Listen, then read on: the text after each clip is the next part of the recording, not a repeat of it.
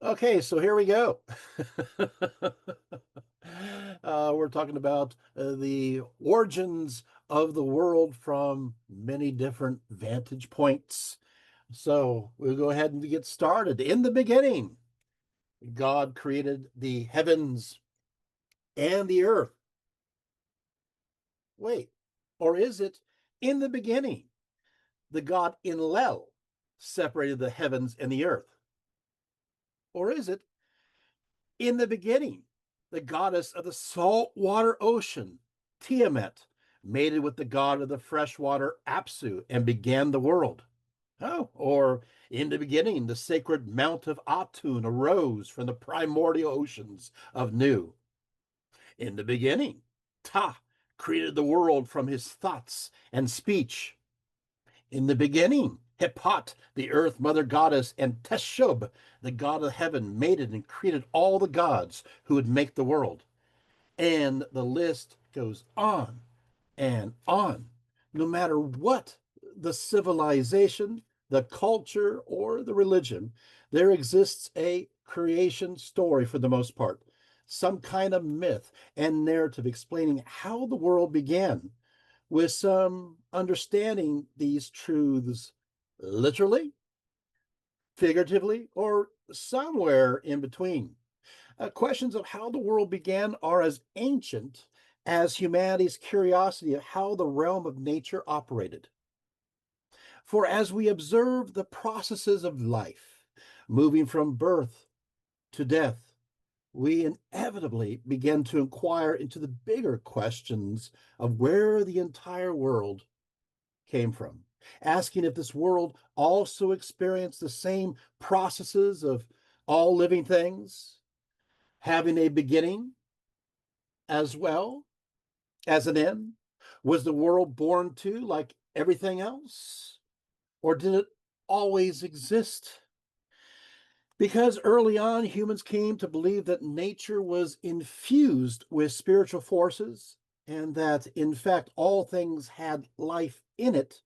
Early stories of creation are always discussed in context of these spirits, in a belief that, of course, is known as animism.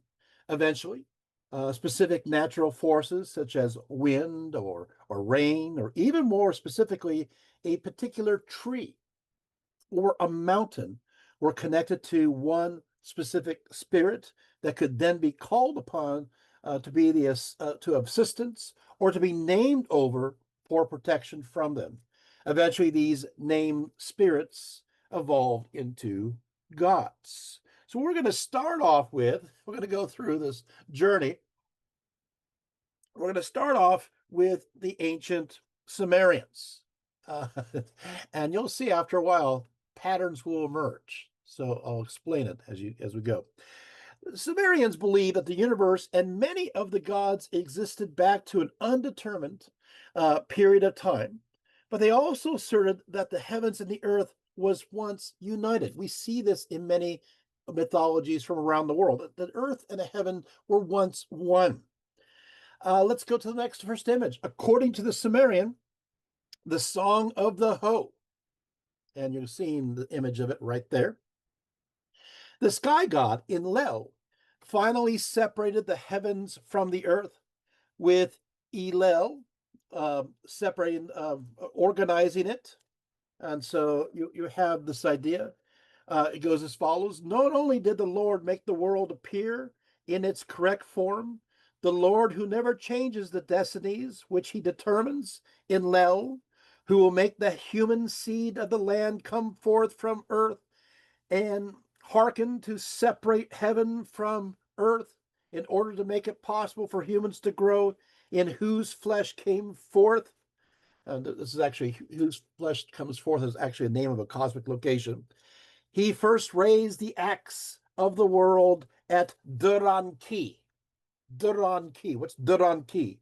Duranki means mountain house. Next image. Mountain house, or assembly of the gods. So we have recreations of these mountains. This is the one in Nippur. This is a mountain house. So there is a ziggurat association. So the ziggurats are not simply places where you put a temple on top. They are sacred mountains. Of course, in ancient times, when you want to talk to the sky gods like Anu and others, you are going to have it on top of a mountain because they can hear you better. But also, there's a connection with the sacred mountain of the creation. So in the beginning, the sacred mountain is sometimes where everything comes forth. Daylight was created via Enlil's hoe. It's made of gold, and the blade is lapis lazuli.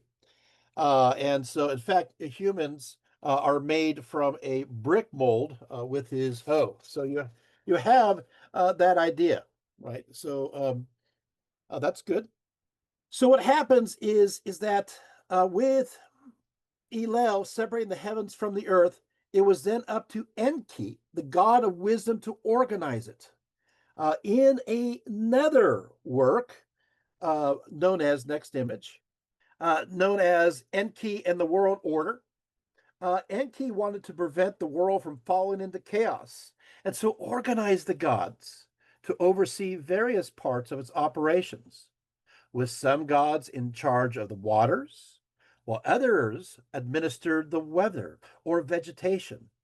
Now, via the casting of lots, the principal gods divided the larger sections of the world, with Anu receiving the sky, Enlil gaining the earth, right? And Enki apportioned the realm of the sea. This may seem a little bit familiar, right? The division, of course, into three different parts. Let's look at me for a little bit. And then, of course, we see this also with Greek mythology, right? We see this with Zeus receiving the sky, with Poseidon receiving the sea, and Hades receiving the underworld, right? So, but the gods were not too happy about creating everything. The Sumerian story known as Enki and Ninna told how the lower gods, they grew weary of all their creative work, and so they complained to the primordial mother by the name of Nama. Next image. Nama is sometimes known as Namu, and she is often later connected with the Babylonian Tiamat, right? So they complained to the primordial mother to find a substitute to alleviate their labors. They're tired of working. Nana told her son Enki to fix the problem, to find some kind of substitute. So these lower gods are sick of doing the work. They just don't want to do it anymore. So what are we supposed to do? Let's take a look at me. So what happens? What sucker is going to do this work?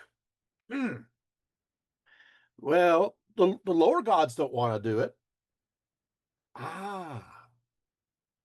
Let's create some slaves to work in a creative sense. Make them do the work. Let them do all the labor. So they came up with this idea of creating a lower life form to do all their bidding. And so the idea of creating humans was born. That's right. We're there to be slaves. Nana needed some clay, put it in her womb, and so the first humans were born. Enki proclaimed, "O mother, decide on the faith of the newborn. Let Nimba put the image of the god on it. This is the human." In the variation of this myth, the gods went directly to Enki in his underwater home to find some way to alleviate their extra workload. Enki came up with the idea of creating humans in this version of the story. So, in this version, he's the one who collects the clay from around his aquatic home, and he created humanity for himself. Now, while he breathed life into the clay, breath of life, Enki made sure that he did not provide them too much breath, for he did not wish for them to live forever, like the gods.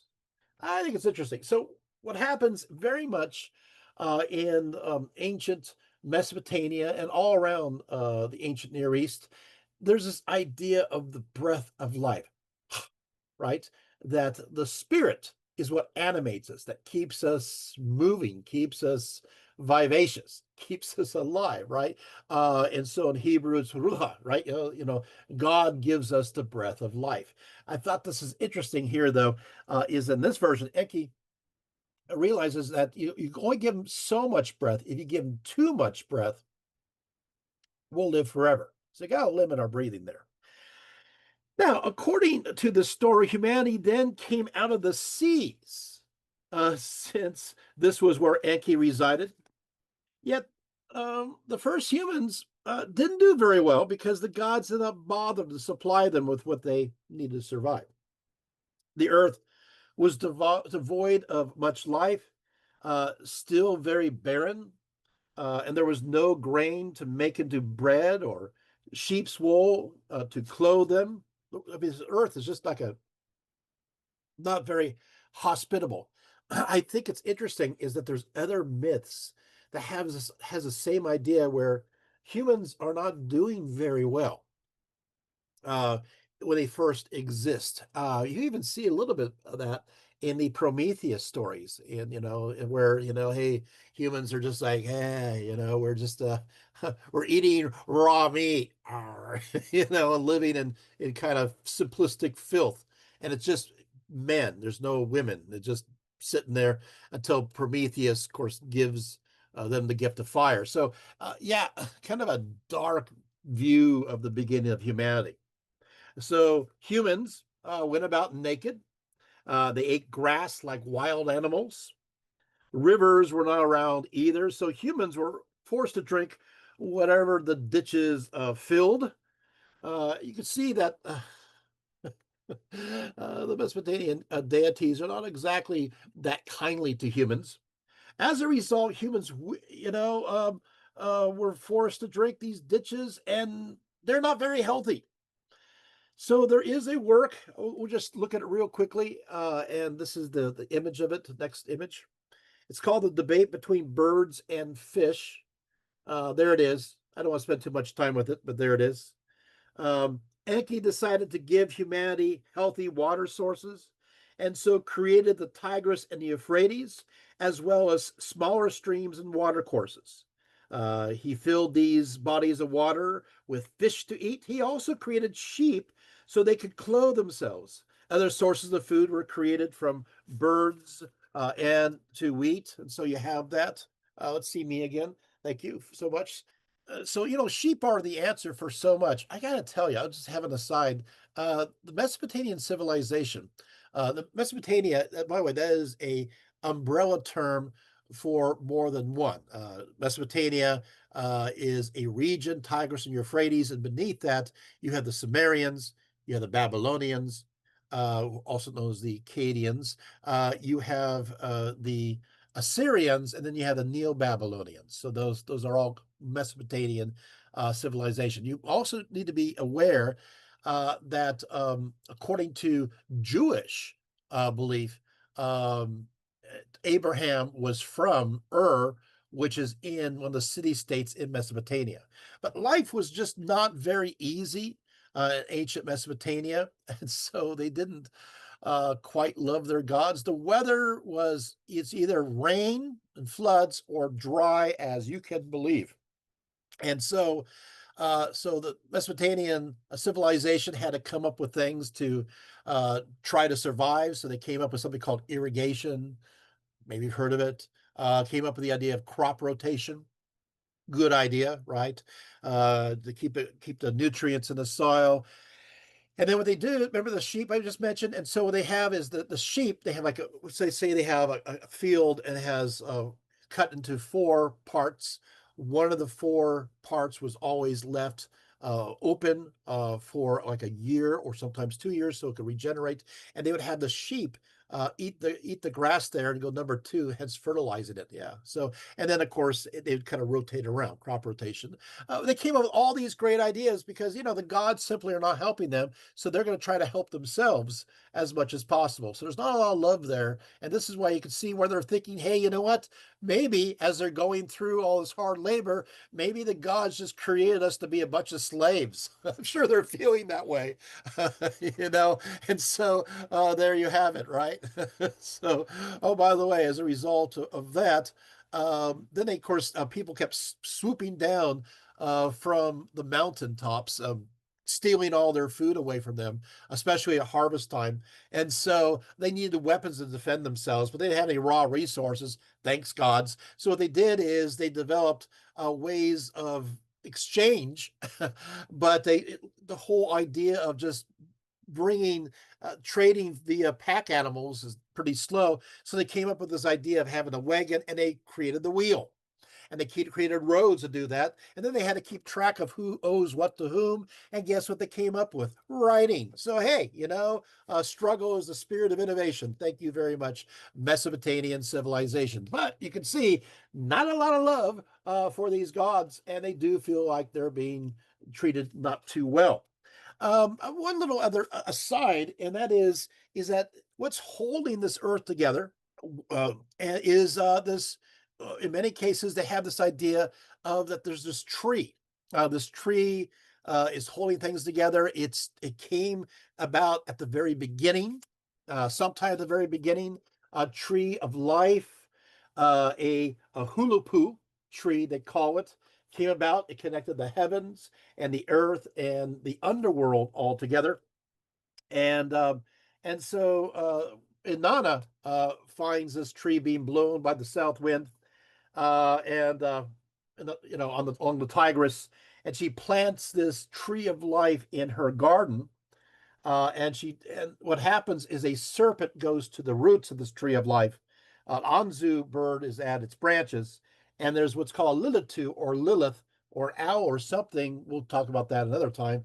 In its trunk, and so then of course Gilgamesh, the epic hero, he slays the serpent, he slays the bird for Inanna, and then the tree is cut down and made into Inanna's throne, and or it's honored. But this is another concept connected to this beginning of the world. You start with a world tree that unites all these realms together. This world tree concept you see in Norse mythology, you're going to see in Mayan and Aztec mythology, you're going to see this all around the world. So these are interesting connections. Concept of the sacred tree is even in the East. I always think of to myself, you have the Buddhist stupas, which is the holy mountains, and on top is the sacred tree. So there you go. So what happens is the world is created, and how it's created. As a result, the gods fashion this world, and they make the world this disc. It's a disc. It's like a disc. It's flat, but it's circular. So you turn it, it's a circle, but it's still flat, flat Earth. However, what they have is they have the dome or the canopy of heaven. The dome or canopy in heaven that's on top. And so while it's flat here, you have this dome, but this dome also extends below. And so what happens is that while the earth is flat, you're like in an egg, and the egg turns back and forth, and it's perforated with little dots, holes, and that's where the stars shine through. So this is why you see by the seasons, either the circle turns or the earth turns. Got it? And then of course there's like these gods that are flying around that don't fit in with the fixed stars, and they're called, later on the Greeks will call them planeos, which means wanderers. We get the word planet from that. And these are looked at as independent gods. And this connects to your fate. So this is how the world was then forged. In some cases, there's a tree that unites these realms together that connects them. So there we have it. Sumerian creation story. How we doing? But we move on to ancient Babylon. So Let's go to the next image. So by the time of the ancient Babylon, other creation stories developed. One of the most important, known as the Enuma Elish. As in the ancient Sumer, the Babylonian established that the gods existed before the creation of the heavens and the earth. In the beginning, there was a vast ocean called Tiamat, who was personified as a mother goddess. And we're seeing Tiamat right here. Pretty attractive there, right? She was paired with a male consort or husband called Apsu, who represented the fresh water. Okay, so while she is the salty water, he is the fresh water. So the salty water is a Tiamat. Let's see her again. I think she's in the next image too. So somebody decided to be artistic about it and kind of show what Tiamat would look like when drawn with a little bit, I would say, of a modern eye, right? Okay. So you will see that there we are. She was paired with a male consort or husband called Apsu, who represented the freshwater. The salty waters of Tiamat mixed with the fresh waters of Apsu, resulting in many divine offspring, each god matched with a goddess. So the plethora of these children were always in male female pairs. Apsu did not like his offspring, for they were much too noisy, and decided that they should all be killed. Let's look at me for a second. You know, let's go here.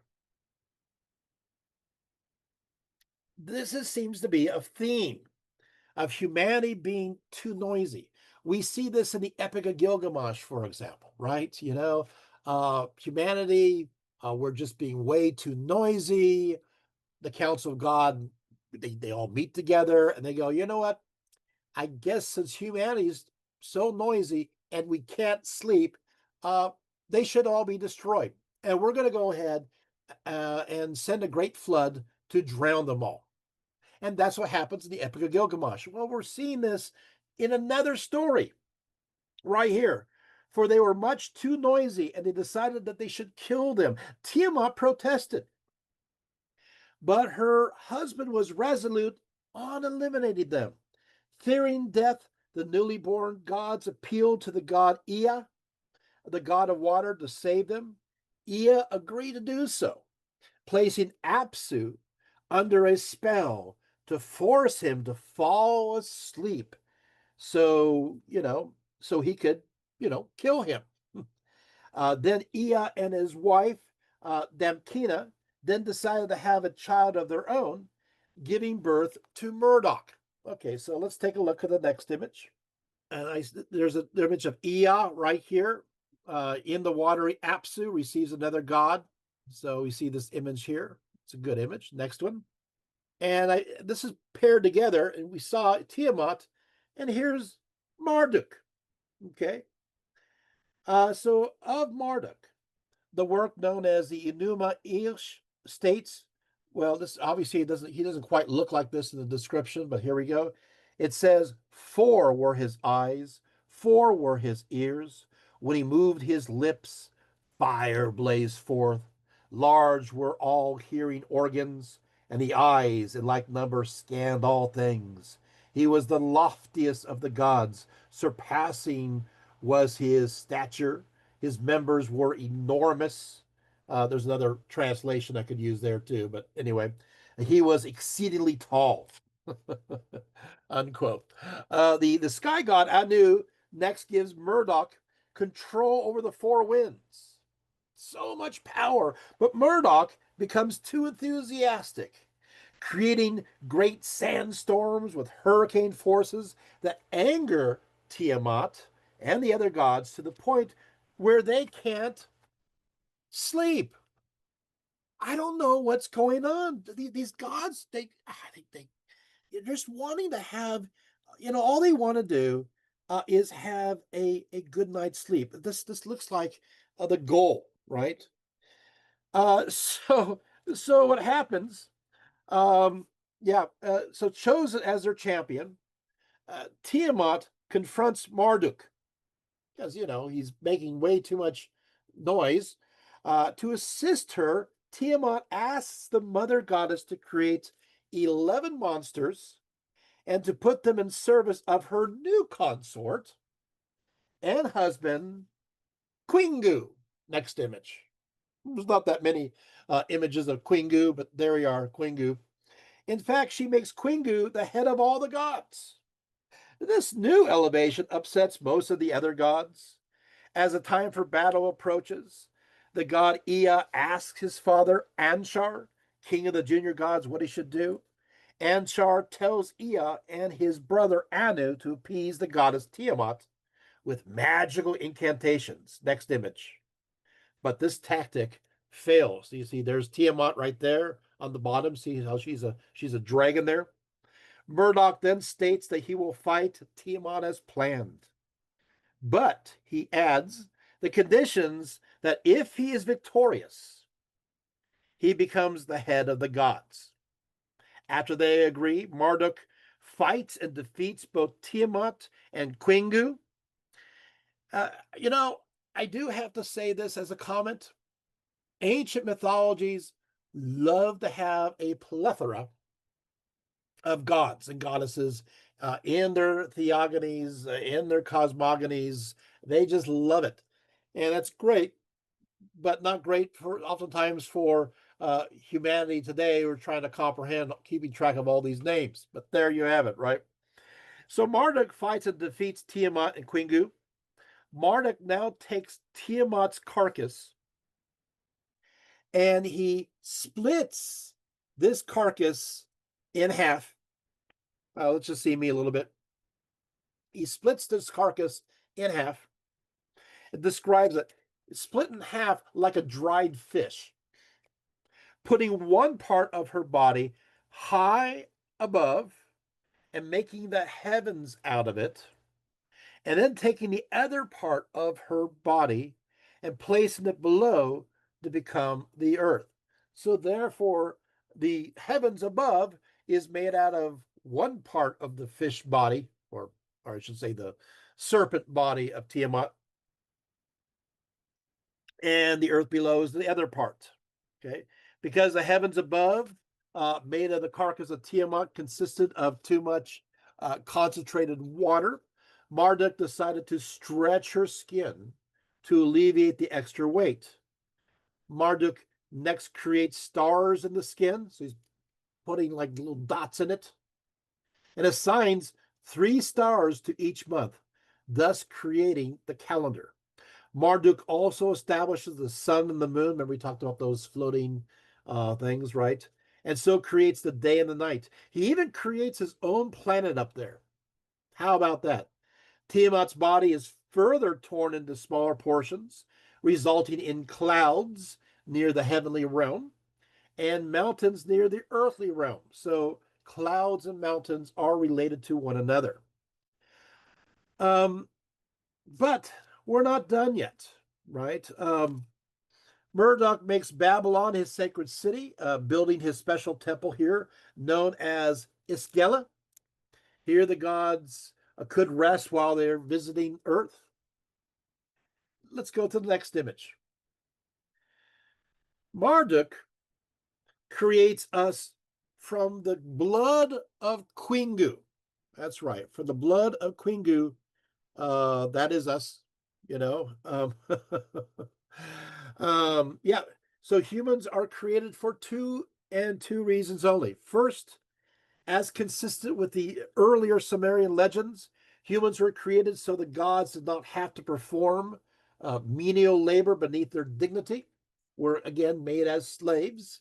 And second, humans were made to worship the gods by providing the service of constantly offering sacrifice to them, both meat and drink offerings. And I know this doesn't seem at first to make a lot of sense. So follow me, if you will, on this particular notion. So what happens is, look at me for a few moments. What happens is this.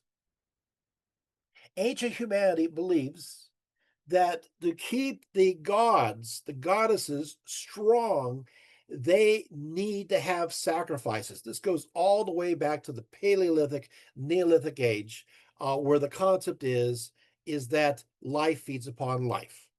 That's just basically it. We everything that we ate is living, isn't it not? Right?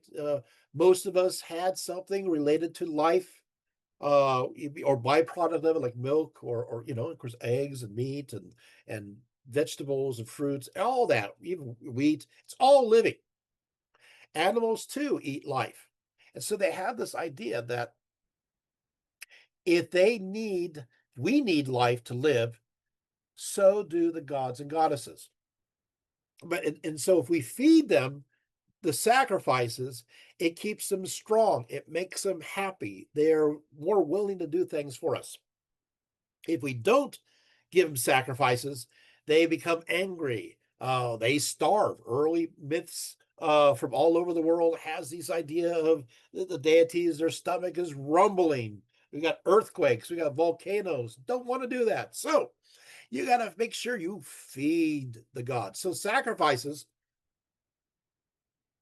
reciprocity, it's all about keeping things going. You just got to, and so this concept is there of feeding them. Okay. According to the Assyrians and Neo-Babylonians, the gods dwelled in a place known as Absu, which translates as either deep waters or waters of knowledge. Let's go to the next image. So Enki, the god of wisdom, was believed to dwell here with his wife, uh, Damo Guma, and his mother Namu, as early as the ancient Sumerians. So here you got an image here of Apsu, as well as Tiamat, right? So eventually Apsu becomes understood as both an underworld dwelling place of the gods, Apsu, as well as a deity. As in early Sumerian stories, his mate was Tiamat, the chaotic goddess of the saltwater oceans. And so together, they make all things. Once again, Apsu is connected to the fresh water. Tiamat is connected to the salt water. Next image. And according to Babylonian creation in the beginning, Apsu and Tiamat were the only beings around. When they mingled their waters together, they gave birth to the other gods and subsequently everything in this world. Nothing existed before these chaos gods. So the Babylonian creation epic Enuma Elish says, next image, when in the height heaven was not named, and the earth beneath did not yet bear a name, and the primeval Apsu, who begot them, and Chaos, Tiamat, the mother of them both, their waters were mingled together, and no field was formed, no marsh was to be seen, when of the gods none had been called into being, and none bore a name, and no destinies were ordained, then were created the gods, all of them. What I find is interesting from this particular work here is that in the beginning, everything starts with chaos. You're going to see this idea again all around the globe. You're going to have this idea that you have chaos, and then chaos becomes ordered. We see this even in some Greek creation stories. You also see the fact that it's not only a chaos, but you take a look and you have this idea of water. You have this idea of primeval water, like this ancient ocean.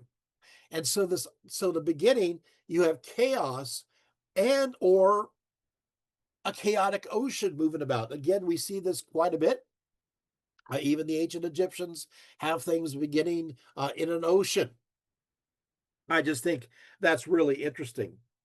Let's go to the next image. So eventually, there will be an orderly universe that's created. Tiamat was known as being a rather wild kind of woman and was often labeled as chaos, or total nuttiness in the universe where nothing makes sense. However, it was the great hero Marduk who killed Tiamat and put the world in order, according to this. You see here is a good image of a sky vault, the star, moon, and sun. You see the earth and the water. The only thing I would correct on this is that this vault continues as an orb beneath. Let's go to the next image. Together, they first produced, so they're ordering things, salt water, fresh water, and what's created first by them, emanating from them, was Lamu.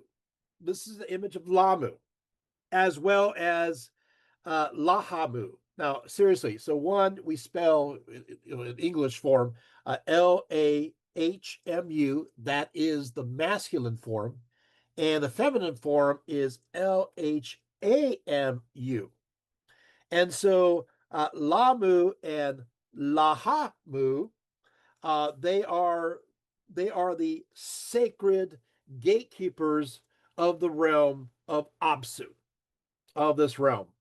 Now, Lamu, the word actually, this is an image of Lamu, one of them, actually means hairy, and he was a protective deity and is often depicted as a bearded man with a red sash upon his head, with some scholars believing the name of Bethlehem actually derives from his name as opposed to the word for bread. Lamu was sometimes viewed as a servant also of Enki and Murdoch as well. And he was known for his protective role as guardian of the sea. Sometimes that role extended to doorways. In this context, Lamu was not one, but many. So they're not demons, but they are multiple spirits. There are a whole group of them, but they're not full-fledged gods because they're not wearing the horn tiaras that the gods do, but they're used for protection. The Lamu also took the form of various monsters at times. They took on, like for example, in some cases, they became the Mushusu. The Mushusu, those are they have two horns on their head and snake-like tongue and a long neck and tail, lion-like forearms and hind legs and talons of an eagle. Sometimes the Lamu became known as a Banmu. These are horned snake with two forelegs and wings, like kind of like the Greek Hydra. And then you have the Kusoraku, which is the bull man. You think of the Minotaur with this, and sometimes the Aguli, which are the lion-headed. So they can come. They're not exactly demons, but they're demon-like. However, in some contexts, and sometimes we get to the Assyrians, they do become protective demons. And in some cases, they say that they were demons or deities that revolted, and they were taught a lesson, and now they're forced to do their protective work. So there you have it. Next image. So here's here's one of the images there, as you can see. Yeah, there you go. Let's take it down for a little bit here. Okay, so what happens now, right? You now when it comes to the Lahamu, uh, that's a little different. It's the female version, and basically, she has a red sash on her head, like the Lamu. Although sometimes she's depicted as a sea serpent. And so the idea is while Apsu and Tiamat represent fresh water and salt water, Lamu and Lahamu are viewed as representing their silt. When Lamu and Lamahu copulate, they give birth to the gods of the ends of the heavens, known as the Anshar. And they give also birth to the goddesses of the ends of the earth, known as Ishar. Now let's look at the next image I showed here. So the Anshar and the Kishar met at the horizon. There they are. And hence, here they produce Anu, who is god of heaven, and Kis, the goddess of earth. In order to alleviate the lower gods from so much work, of course, we know where this is going, right? So Once again, there's too much work going on. So let's get to the next image. In order to alleviate the lower gods from so much work, the goddess Namu, known as the womb mother, sometimes with the assistance of Enki and other times Enlil, mixed clay with the blood of the god Geshetui. We're seeing this Geshetui here. And Geshetui is a minor god of intelligence. And so this is Geshetui. And fashioned from him 7 men and 7 women. The Geshetui aspect of humanity was their intelligence and soul as opposed to the material body created from the clay of Namu. In addition to the blood of the Geshetui, all the gods then spit upon the clay too, according to the Atrahasis, an Akkadian creation of flood account dating back to the 18th century BCE. These are really, really old stories. Okay, so what happens now is once again is life, humanity is created uh, with this addition of the Geshetui. Now it's interesting. Also, you have the idea of us being created by spit. We could be breathed in life. I guess we could be spat out.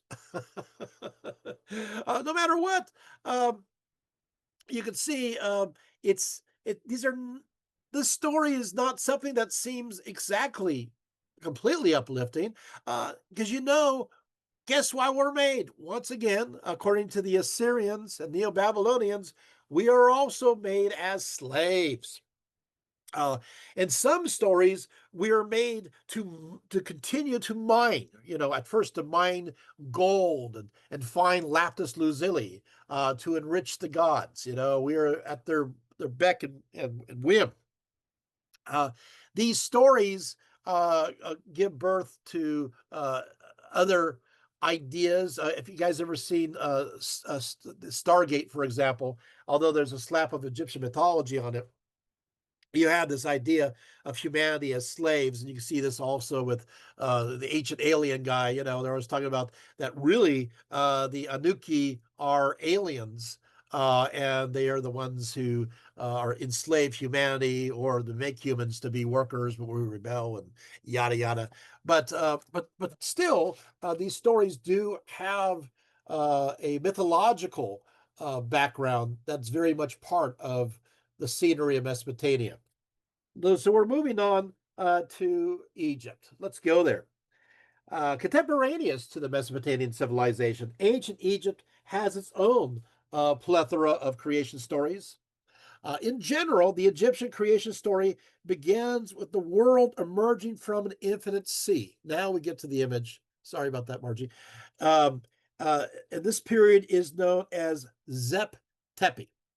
So there's Zep Tepi. Translated as the first occasion. The primordial water was called Nu, which means the abyss, with this ancient ocean surrounding the essence of life, much like a liquid bubble or a primeval egg. Nu was both masculine and feminine, with his male side called Nun, depicted as either, next image, depicted as either a frog or a man with the frog head, and a female side called, so this right here you're looking at right now, here's Nun, and the next image, and a female side called Nunette, shown either as a snake or a woman with a snake head. So here we see Nun and Nanette together. No temples in Egypt were dedicated to Nu, but as for the male Nun, he was declared as father of the gods by the time of the Middle Kingdom. It must be said that most Egyptians agree that the first god of creation was the mysterious Atum during the Old and Middle Kingdom, who self created himself as he emerged from the primordial waters of Nu in the form of a sacred mountain. The only exception being those in Memphis, where Ptah was the god who formed the world. But you have these various stories. Let's go to that image right there. So here we go. So here is the emergence of Atun, arising as a holy mountain from the primordial waters. Once again, we're back to the primordial waters. And so he began to generate the world. But just how he did this varies from legend to legend and from time to time. In one version, Atum first created the god Shu. Shu, let's look at me for a little bit. I don't know, why not? So Shu was the personification of the air, and the goddess Tefnet was the personification of water or moisture. And so these two are created, right? So once again, you got Shu, personification of air, and Tifnut, the personification of water or moisture.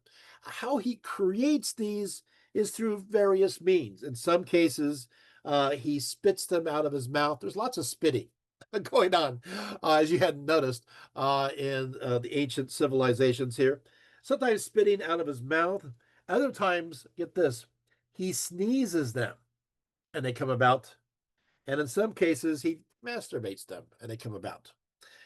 In the latter version of masturbation, Atum's hand represents his female aspect that is capable of generation. And so this god really is both male and female in aspect, and both are with him. Atum's spittle or semen then creates the gods who would continue making the world.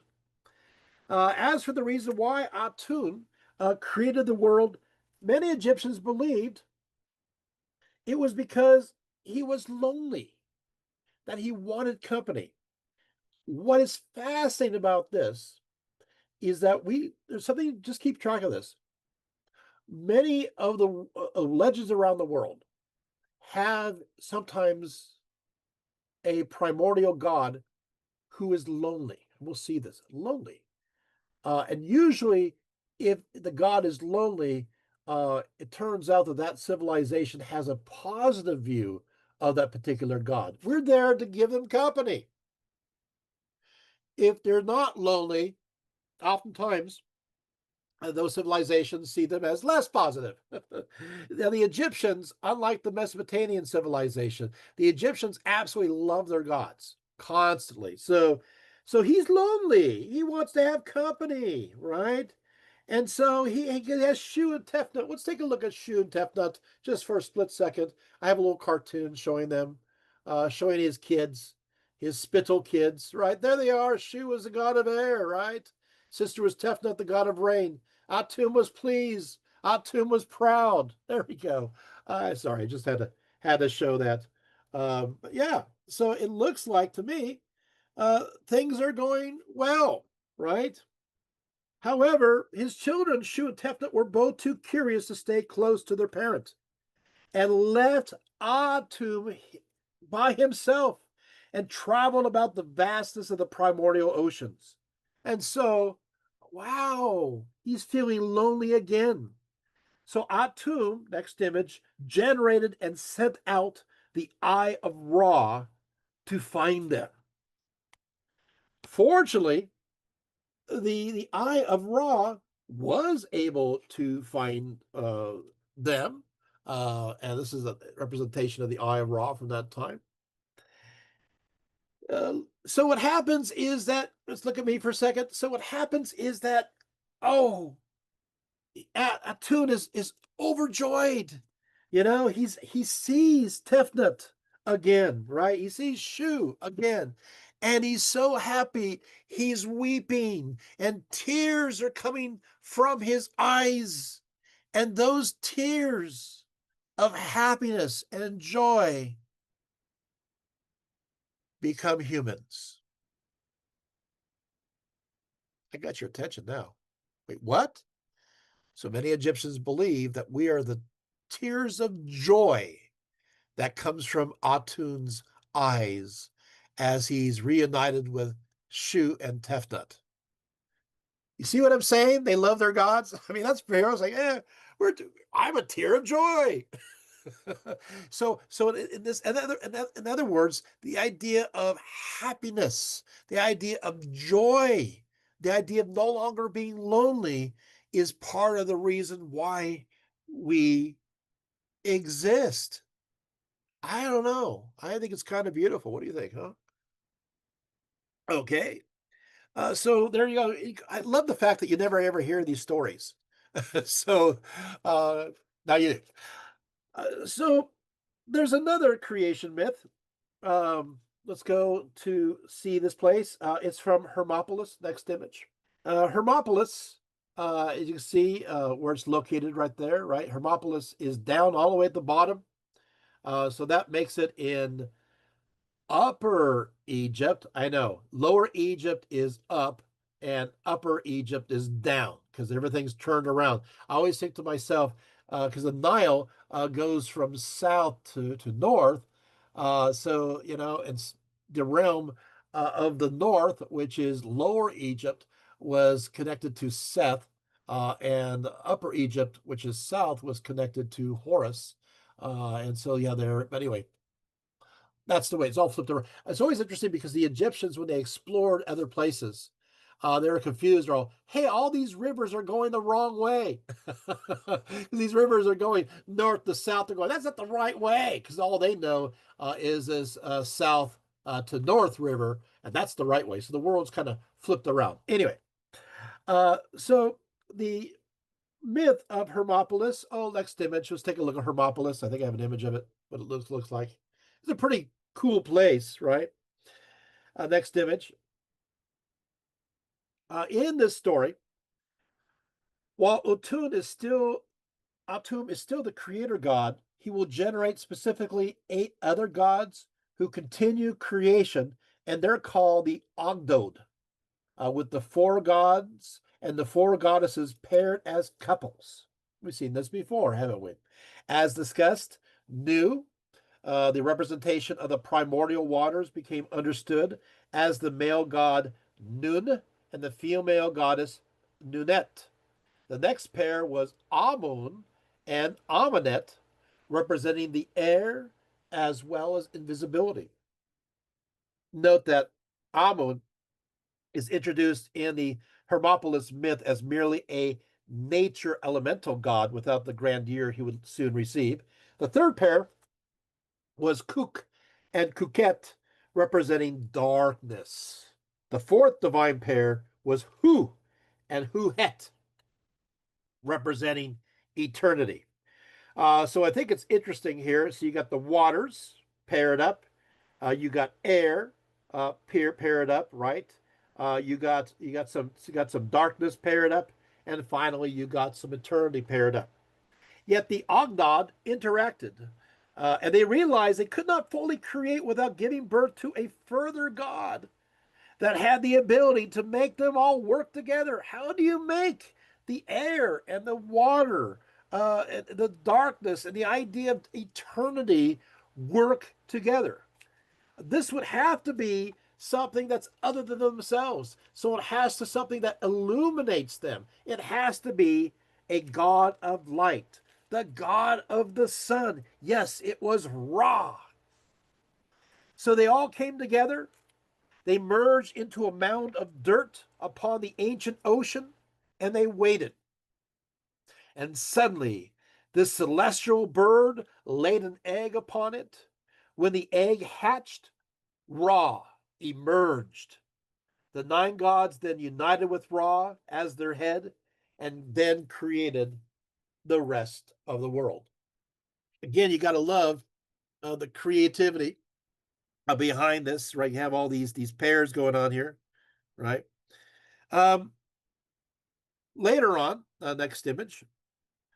Later on, Atum and Ra merged, becoming Atum Ra. And so another myth was created to accommodate this new understanding. In this version, the Ogdog interacted and created a lotus bud that was Atun, that rose to the surface of the primordial waters. And when the petals of this blue lotus opened up, it revealed the beetle Khepri inside. So here's Khepri, the beetle, who was not only representing the morning sun, but was understood to be Ra himself. Khepra, or Ra, then transformed into a weeping boy. You got this idea of crying again. this weeping boy. Let's go to see this weeping boy. Next image. There it is. And his name is um, Nefertim. And Nefertim, so as Nefertim weeps, as he's crying, who, of course, remember, he is Ra, right? As he's crying, each tear becomes a creature upon earth. Once again, we are created as a result of tears. Nefertum, is still understood as representing the blue lotus, as well as its sweet-smelling fragrance. Uh, he is often declared as he who is beautiful and the water lily of the sun, often depicted as a handsome young man with beautiful blue water lilies upon his head. Of him, the Book of the Dead declares, rise like Neferutim from the blue water lily to the nostrils of Ra, the creator and sun god, and come forth upon the horizon each day. Egyptians often carried images of Nefertum for good luck upon their bodies. Eventually, the creator god Ptah will be viewed as his father, while either Sekhmet or Bastet will be understood as his mom. So once again, he is beautiful. This is still, admit it, this is still a rather lovely story, right? This beautiful boy whose tears create all life upon it. I hate to do this right now, but does this contrast a little bit to Mesopotamia? Are you seeing a slight difference? Yeah, right. You see, these people love their gods, but not so much the other civilization. Okay, next image. So, in another version, yes, another version of the creation myth in Egypt. This is from Heliopolis. So you see Heliopolis right there in the map. So now we are in Lower Egypt, which is to the north, right? Atun rises as a mound. Oh, let's take a look at the. Let's take a little quick look at the city. Yeah, there it is. It's very beautiful in ancient times. Yeah, great. Next image. Okay. So Atun rises as a mound upon the primordial oceans, and he generates Shu, the god of the air, and Tefnut, the goddess of water. Next, Shu and Tefnut copulate and produce the earth god Gib. This is Gib, and the sky god, uh, uh, sky goddess, Nut. Gib and Nut then had 4 children. The first child was Osiris, god of regeneration. The second one, of course, is Isis, goddess of life, magic, and rebirth. The third child was Set, god of chaos, and the fourth child was Nephthys, symbolizing the process of dying, but also protection. In a sense, while Isis represented the process of gaining life, Nephthys was the opposite force, representing the process of dying, yet kindly so, acting as the nurturing nurse as the life gradually passes away. The Pyramid text states it well by proclaiming, ascend and descend, descend with Nephthys, sink into the darkness with the night bark, ascend and descend, ascend with Isis, rise with the day bark. Thus, the new Akdad, the 8 gods of creation, now composed of Shu, Tefnut, Gib, Nut, Osiris, Isis, Set, and Nephthys. So we can see that here, right, in this particular image there. Let's go to the next image. You can see it more clearly. So here's the ordering right there. You see there is Atum, Shu, Tefnut, Gib, Nut, and then Osiris, Isis, Nephthys, and Seth. So we see them all together. Let's go to the next image. So what we see here, right here, is again Nut, right, above, and you see Gib, the earth, below. Let's take a look at me for a little bit there. So what happens here? It's an interesting story. So the sky goddess, Nut, was typically depicted nude and often appears with her body covering the sky with legs and feet on the ground. Sometimes Shu, the god of the air, holds her up in the middle. Gib, of course, as is the earth and reclines beneath her. Nut has her headdress on a headdress a pot that most believe represents a uterus. At times, rather than a human, Nut is shown in the guise of a cow covering the heavens. According to the myth of Ra and Nut, the sun god was fearful that Nut would have children. So Ra was afraid that Nut would have children because then he would have possible rivals to the throne. And so he decreed Nut shall not give birth any day of the year. And that seemed to settle the matter.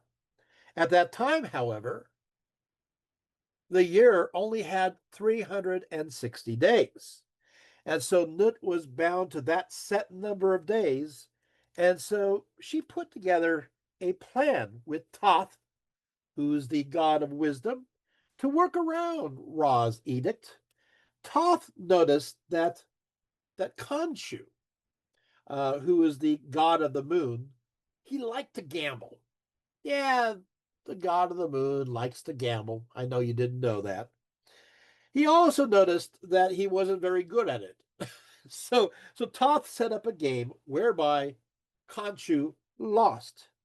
And the deal was if he loses each time, he has to give up some of his light, and which he uses to illuminate the moon.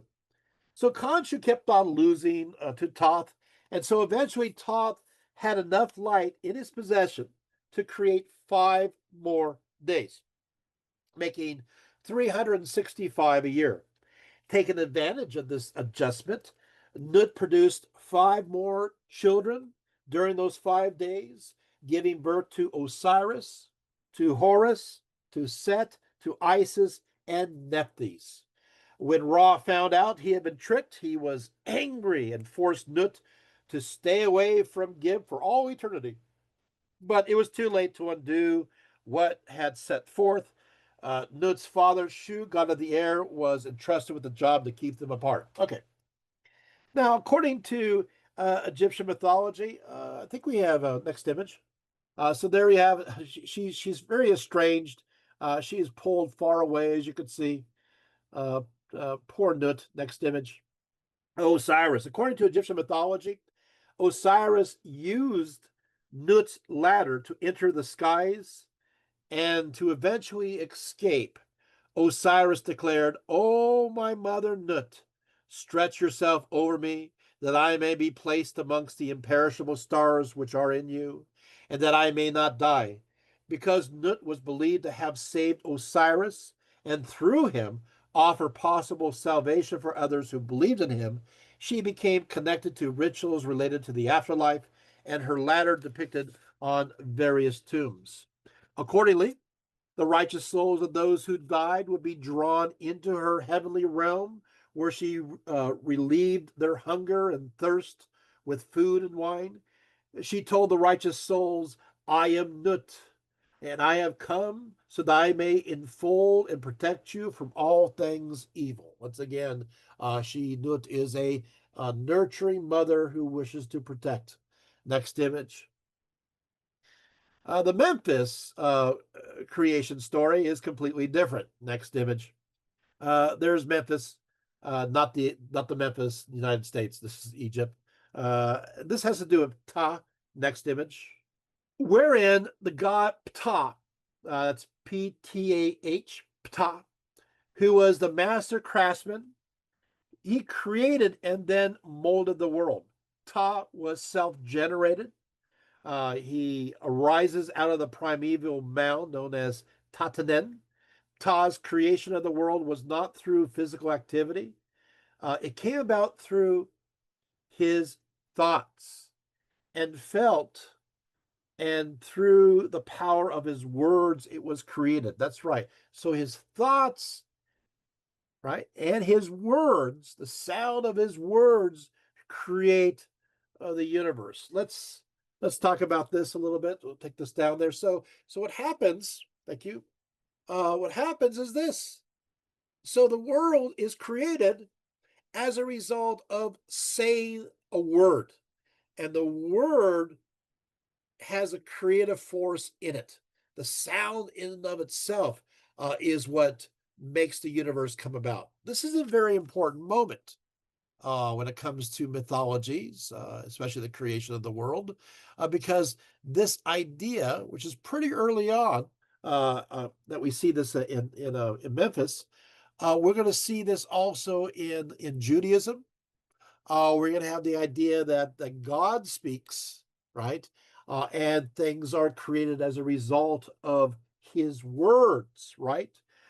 We also see this in the Gospel, John, chapter 1, right?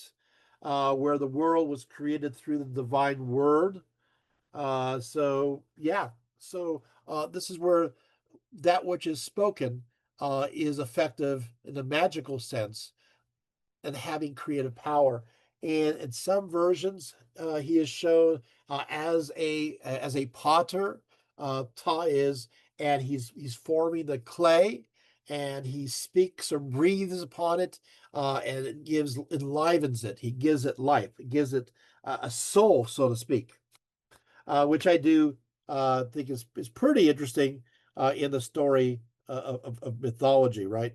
Um, uh, Another creation story of Thebes, popularized during the Middle Kingdom and then in the Second Intermediate Period. Um, uh, Amun replaces Atun in the primordial myth, with Amun rising from the vast expanse of the dark oceans.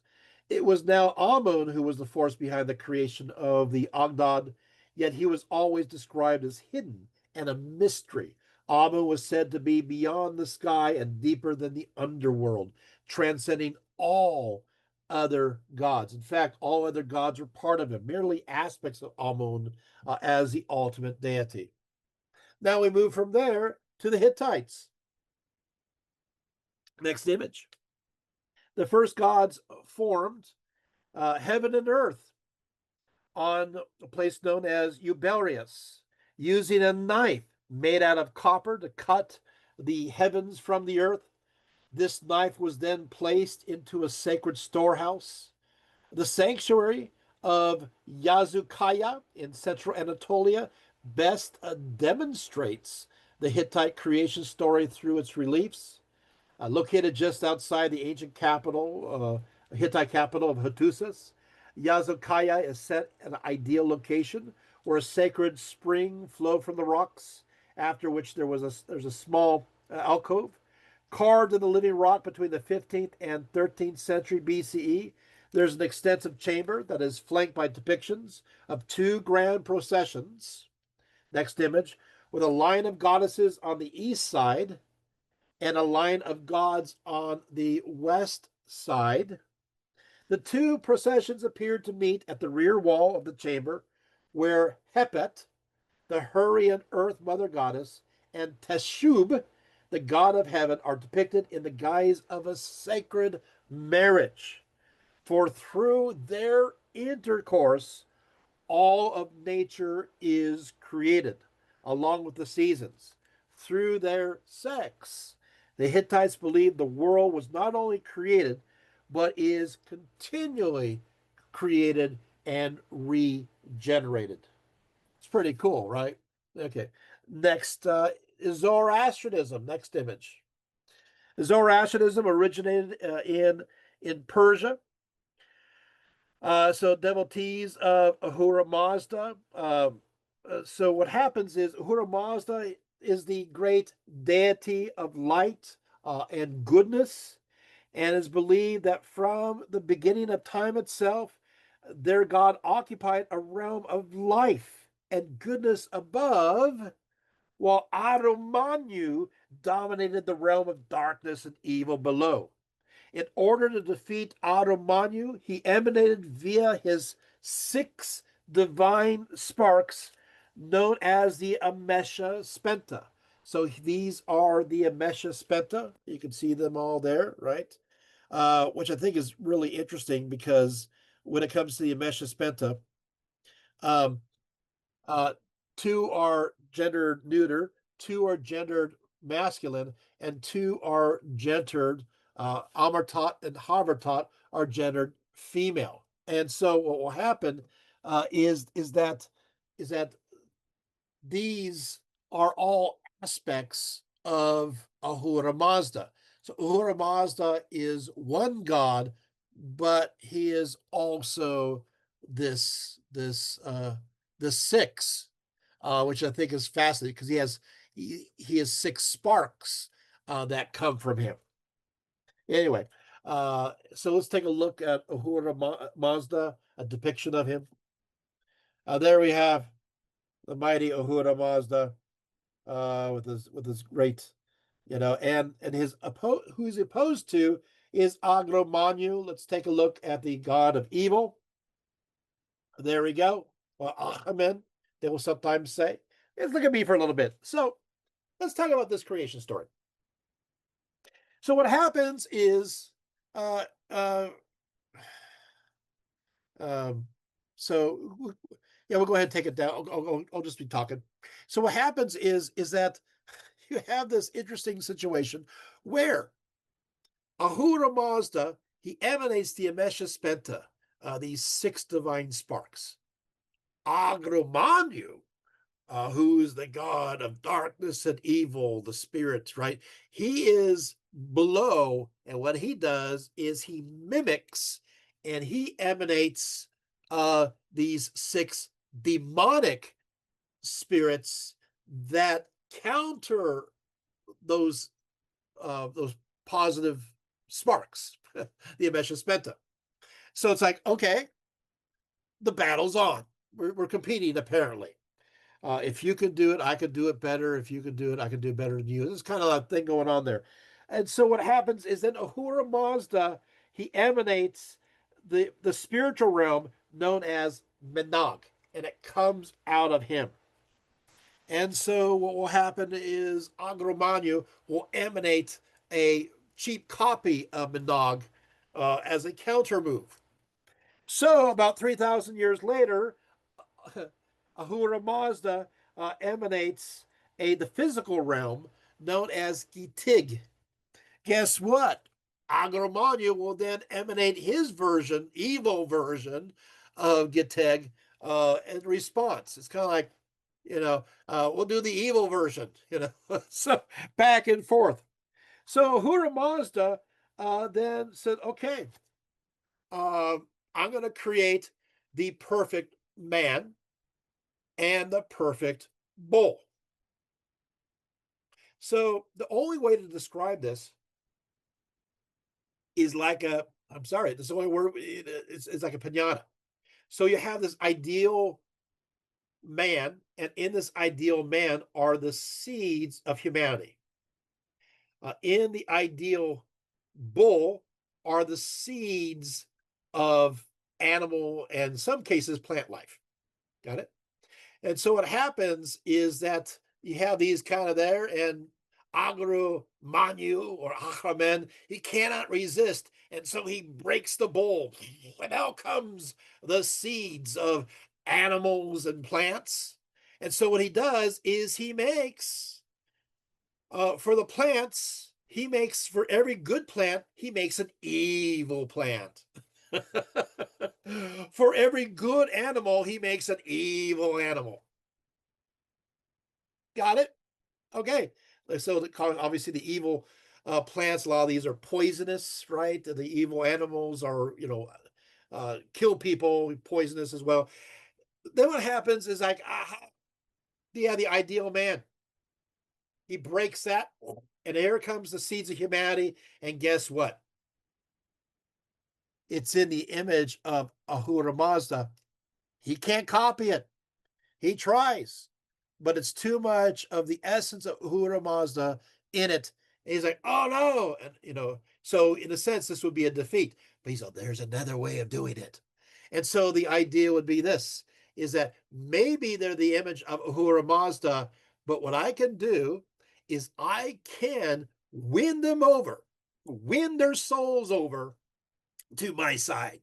So what happens is when you're born, you have you have your regular soul and you have an oversoul. And when you live your life, your oversoul watches you, keeps a tally if you're naughty or nice, and when you die, they're reunited again, and then your oversoul tattles whether you've been more good or more bad in life. If you've been more bad, you're going to be Ahriman's. You're going to be you're with Ahriman. You made your choice, so he finally gets you. If you have been good, then Uhura Mazda gets you. So what happens is that when they're united, you cross the Chinvat Bridge. And if you've been good, the bridge is strong and it's mighty, and you go to the House of Song, and you're all happy. If you've been bad, the bridge twists and turns, and you fall, and you go into the house of lies, of shame, of pain, where there's fire and brimstone and gnashing of teeth and bad food. And then what happens is that after a period of time, they're released from each because Sarosant, a savior, comes about who will raise them from the dead. And there'll be this great battle between the forces of light and the forces of darkness. And the end, the forces of light win. They join the Yazati, which are the angels, and the bad side joins the demons. It's a battle between Ahura Mazda and Agramanyu.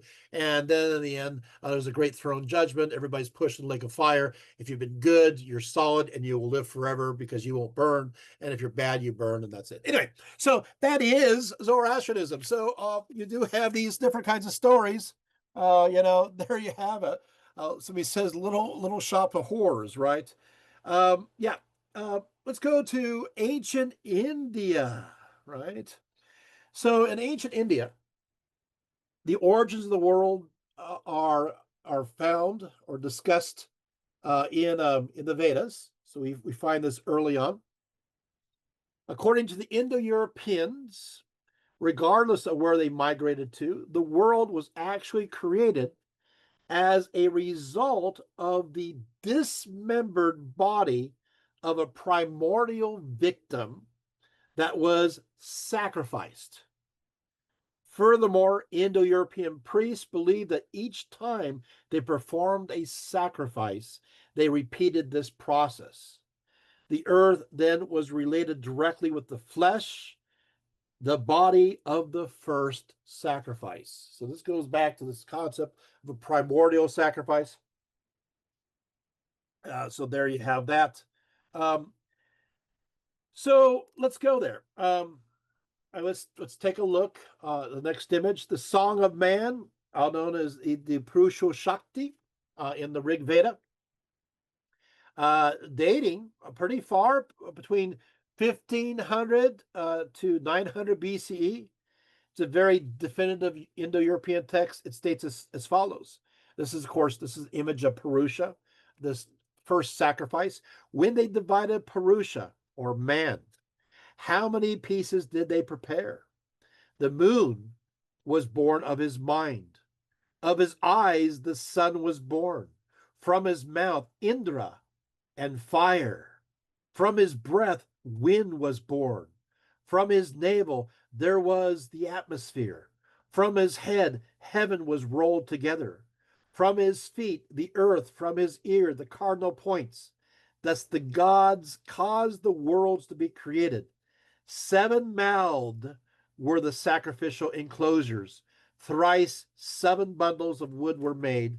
When the gods performing sacrifice bound Purusha, man, as the sacrificial animal. And so you see, it's like this gigantic prototype human like sacrifice that's divided in different parts. And through that sacrifice, the different parts of the world come about.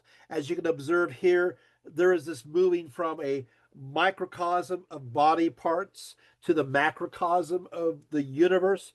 But just as the body of the primordial victim was sacrificed to create the universe out of its parts, the reverse was also required. That victims must continually offer to keep this universe alive. This is, again, life feeds upon life. Sacrifice must always be made. The Ateria Brahmana provides an important glimpse into this process.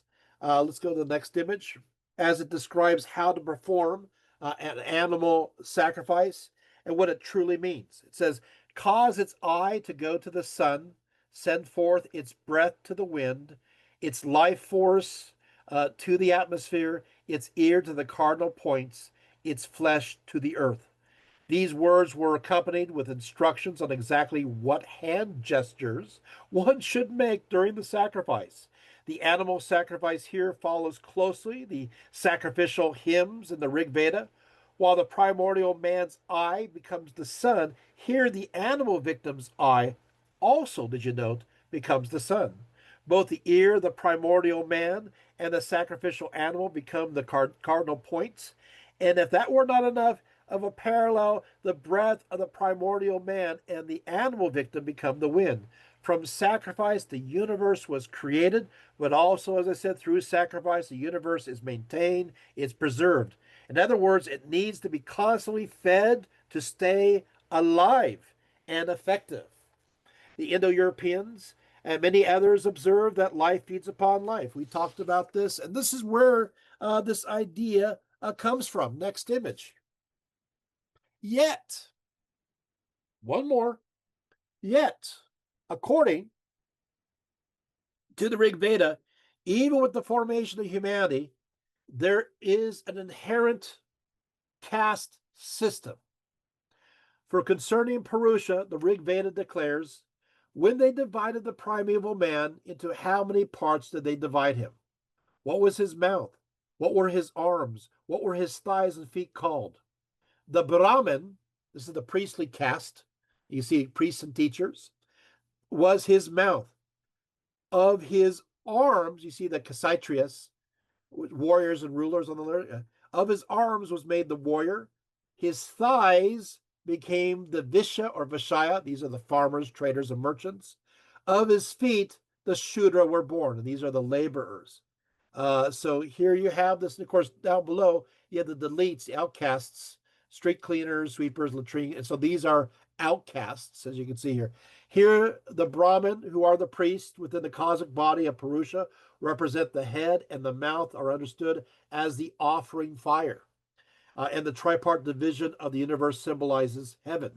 Next, the Kshatriya, who are the warriors, represent the arms, are understood as a defensive fire, and in the tripart division of the universe symbolizes mid-space. Third, the Vishya or Vishaya, who are the merchants, artisans, and producers, represent the thighs and the genitals, are understood as the cooking fire, and the tripartite division of the universe symbolizes the earth. The last class, the Sudras, are the servants, and in the Vedas do not even merit a designation of the sacrificial fire or the tripartite division of the universe. The Shudras were, for the most part, the earlier inhabitants of the Indian subcontinent and were largely non-Aryan, mostly Dravidians and Mundas, and so considered unworthy of consideration. This would change, of course, but not in the Brahmanic age. We also have, next image, we also have this interesting thing where the Indo-Europeans are spreading from the Caucasus Mountains around 5000 BCE. And you see here, I want you to track this because the creator gods, the creator sky god, the name kind of travels with it. So you see here Daius Pitter, which means sky father. Of course, Daius or Deus means sky. That's where we get like the words like today, yesterday. Pitter means father. Pitter, pater, vater, father, right? So what happens is you see that as the Indo-Europeans migrate from the Caucasus Mountains, when they go towards Greece, you could see here on this particular chart, we have moving to Zeus Pater and eventually Zeus Pater, right? Zeus. You see, when it comes to the Latins, Zeus Pater becomes Jupiter for the Latins, right? But you're seeing the derivatives all over the place, all across the Germanic realms. But take a look at India. So what will happen is it crosses over, and you have Daius Pitter. So the Indo-European influence, and this has everything to do with the creation story. Next image. So let's take a look at Daius Pitter.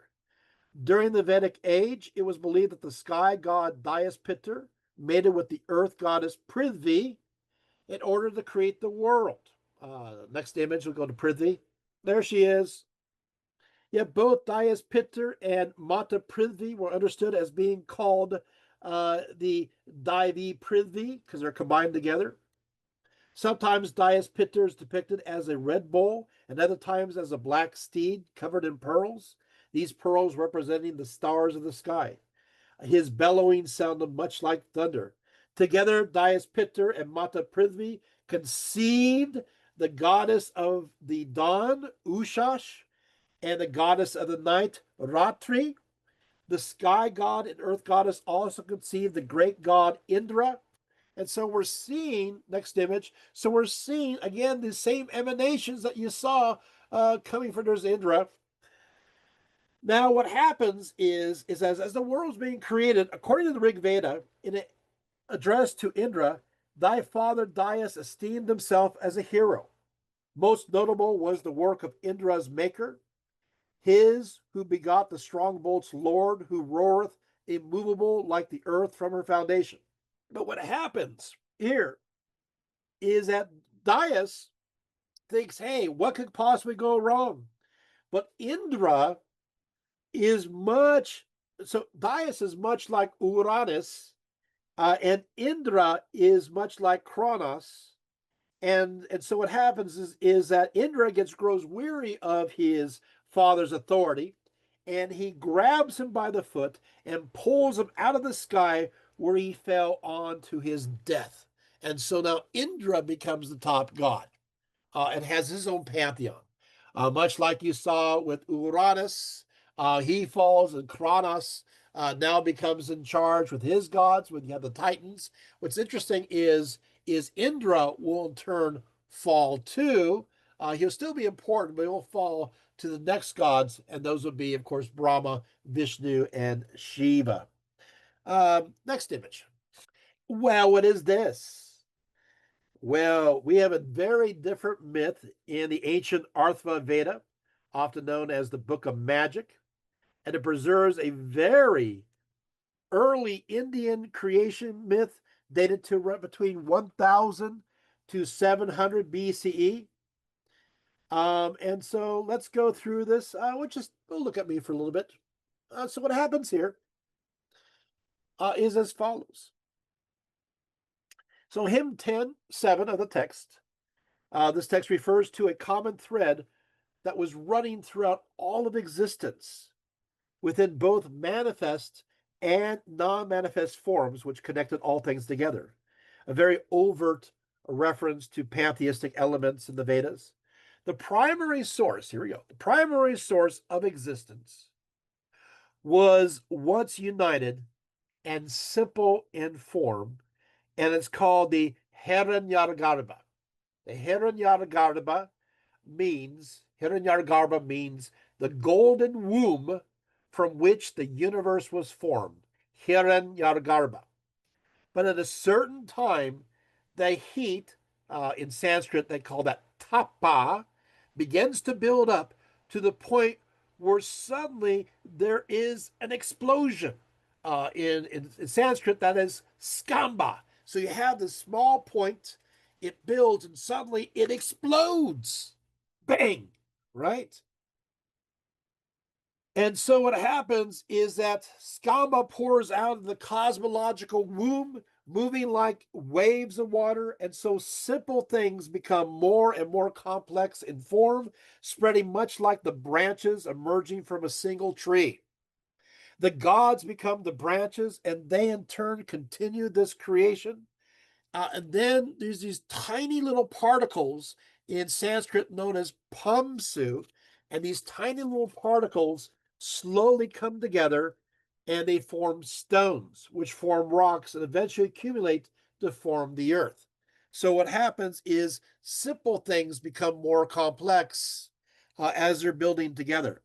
It does kind of sound a little bit like a Big Bang, but who knows, right? I mean, this is only a theory they came up with, 3,000 years ago. Next image. So another, by the time of Hinduism, Brahma becomes the great creator god. In one version of the creation myth, Brahma experiences the need to create, to form the cosmos, and as he meditates, he divides into two, much like a cell, with one half male and the other half female. The female half being the goddess Sarasvati. His male half proceeds to fall in love with his female side and copulates with her, creating Manu, who then creates the world. So, in a sense, all things begun with a with this primordial divine androgyny, with both male and female aspects united as one. But ignite creation, he must divide in order to replicate. Right. Manu, next image, of course, was considered not only as a creator of humanity, but as the very first king to preside over this world. Known for his virtuous life and wisdom, he is accorded with saving humanity through a warning that comes from a fish that he saved. Here he is told to build an ark, save his family and the animals. During the flood, Vishnu appears as a fish, and Shiva appears as a rope, next image. And with the divine rope, tied between the divine fish and Manu's ark, he was pulled to safety as the world was covered with water. Of course, we see such flood stories in ancient Israelite traditions, Noah's Ark, Sumerian, Babylonian legends, Utnapishtim and the Ark, even Greco-Roman beliefs, Deucalion and the Ark. So, it seems to be a very creative arc of stories there. So there you have it. The next image. It goes into another version of the creation story of Brahma, offers more details about his association with the goddess Sarasvati. This is Sarasvati, believe it or not, who and basically Sarasvati is understood as also the goddess that's known as Vash. Okay, let's look at me for a little bit. Thank you so much. So what happens is this: so Sarasvati is also Vash. Vash in Sanskrit means speech or the voice or the word. That's Vash. So that which is spoken is able to create through this speech. It sounds much like we heard about Ta, right? In the Egyptian myth. It also sounds much like we see in Judeo Christian as well as Islamic traditions when it comes to God. Even scholars never dispute the fact that Sarasvati was associated with speech early on in her development. But just how this relation developed at first is still a matter of great discussion. But we also, so she is the one who creates through speech. Cool stuff, right? Let's go to the next image. And this is Hesiod. We're to the Greeks. Wow. This is easy. Oh, man. Okay. So the Greek outlined a rather complex origin story. This is the origin story. Are you guys seeing lots of deities here? So, according to Hesiod, in the beginning there was chaos. Yeah, we heard the beginning. We heard this in other traditions. You're starting to see. This is the fun part about this talk: is you wait long enough, you start to see some scary overlaps, and they keep occurring. After a while, you're going to start getting scared. But we're not there yet. But we're getting there. So, in the beginning, there was chaos, with the universe formless and void. It sounds a lot like, of course, again, we see this in Sumerian and Babylonian stories. The word chaos itself can be translated as meaning the abyss and was the primordial state of creation, or I should say before creation. From out of chaos arose the wide bosomed goddess Gaia, who ordered part of the chaos to create a safe abode for her intended offspring. Next, Tartarus began to organize the depths of the earth. Eros was the fourth primordial god to come after Chaos, Gaia, and Tartarus. As the god personifying sexual love, Eros had within him the power of desire that could lead to sexual unions between males and females. Meanwhile, Gaia produced from out of herself asexually a mate that would be her equal and sent him aloft above her. And so Uranus came about, the god of the sky or of heaven, since this is what the name Uranus means. Yes, I know, again, those who know me know my pet peeve here. So what happens is, I know we say the planet of Uranus. That's not how you're supposed to say it. It's not Uranus. It is Uranus. And Uranus in Greek means heaven. The word Uranus means heaven. Now, the Germans had a little close. They got an umlaut over that, so you get the U sound right there. So Uranus is the god of the heavens, the sky. Now, with the power of Eros, Gaia was able to mate with Uranus, giving birth to the 12 Titans: Oceanus, Coeus, Creos, Hyperion, Ipetus, Thea, Rhea, Themis, Menome, Phoebe, Tethys, and of course, Kronos, as well as the 3 Cyclops and the 3 hectoncheires. Unlike Uranus, Gaia also produced out of herself Ourea, the god of mountains, and Pontus, the god of the seas. So we have that. Let's take a look here at the next image.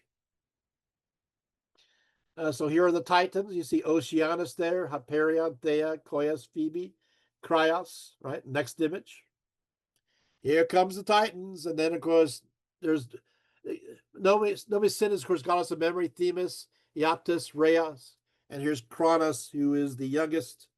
But what happens here is now Uranus viewed 3 of his sons, known as the hectoncheires, as hideous monsters. In short, the 3 were Berarius, next image, who is known as the vigorous, also sometimes called the sea goat. The next one is Cotus, next image, the striker, and or also known as the furious, and Gyges, the next one, known as the big limbed. And so, yeah, they're not too handsome, but there you have it. Let's take a look at me. Thank you. So what happens is these 3 may have represented the chaotic forces of nature that causes earthquakes and tidal waves. In some versions of the myth, the hectoncheires were so ugly. How ugly were they? That Uranus actually attempted to push them back into Gaia's womb when he sees them emerging. While Gaia pleaded with Uranus to accept her 3 sons, he instead cast them into the depths of Tartarus. Bent upon revenge, Gaia pleaded with their other sons and daughters to punish Uranus for this unholy act. But the only god brave enough to take up the challenge was Kronos, who acted swiftly, castrating his father with a sickle given to him from his mother.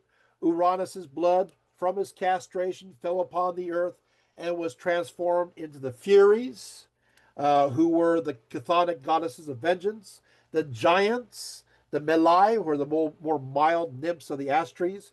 Meanwhile, his testicles fell into the sea, creating foam, and from this foam, Aphrodite, the goddess of love, was born. Now, I guess we'll take a look at Aphrodite, the goddess of love. There she is.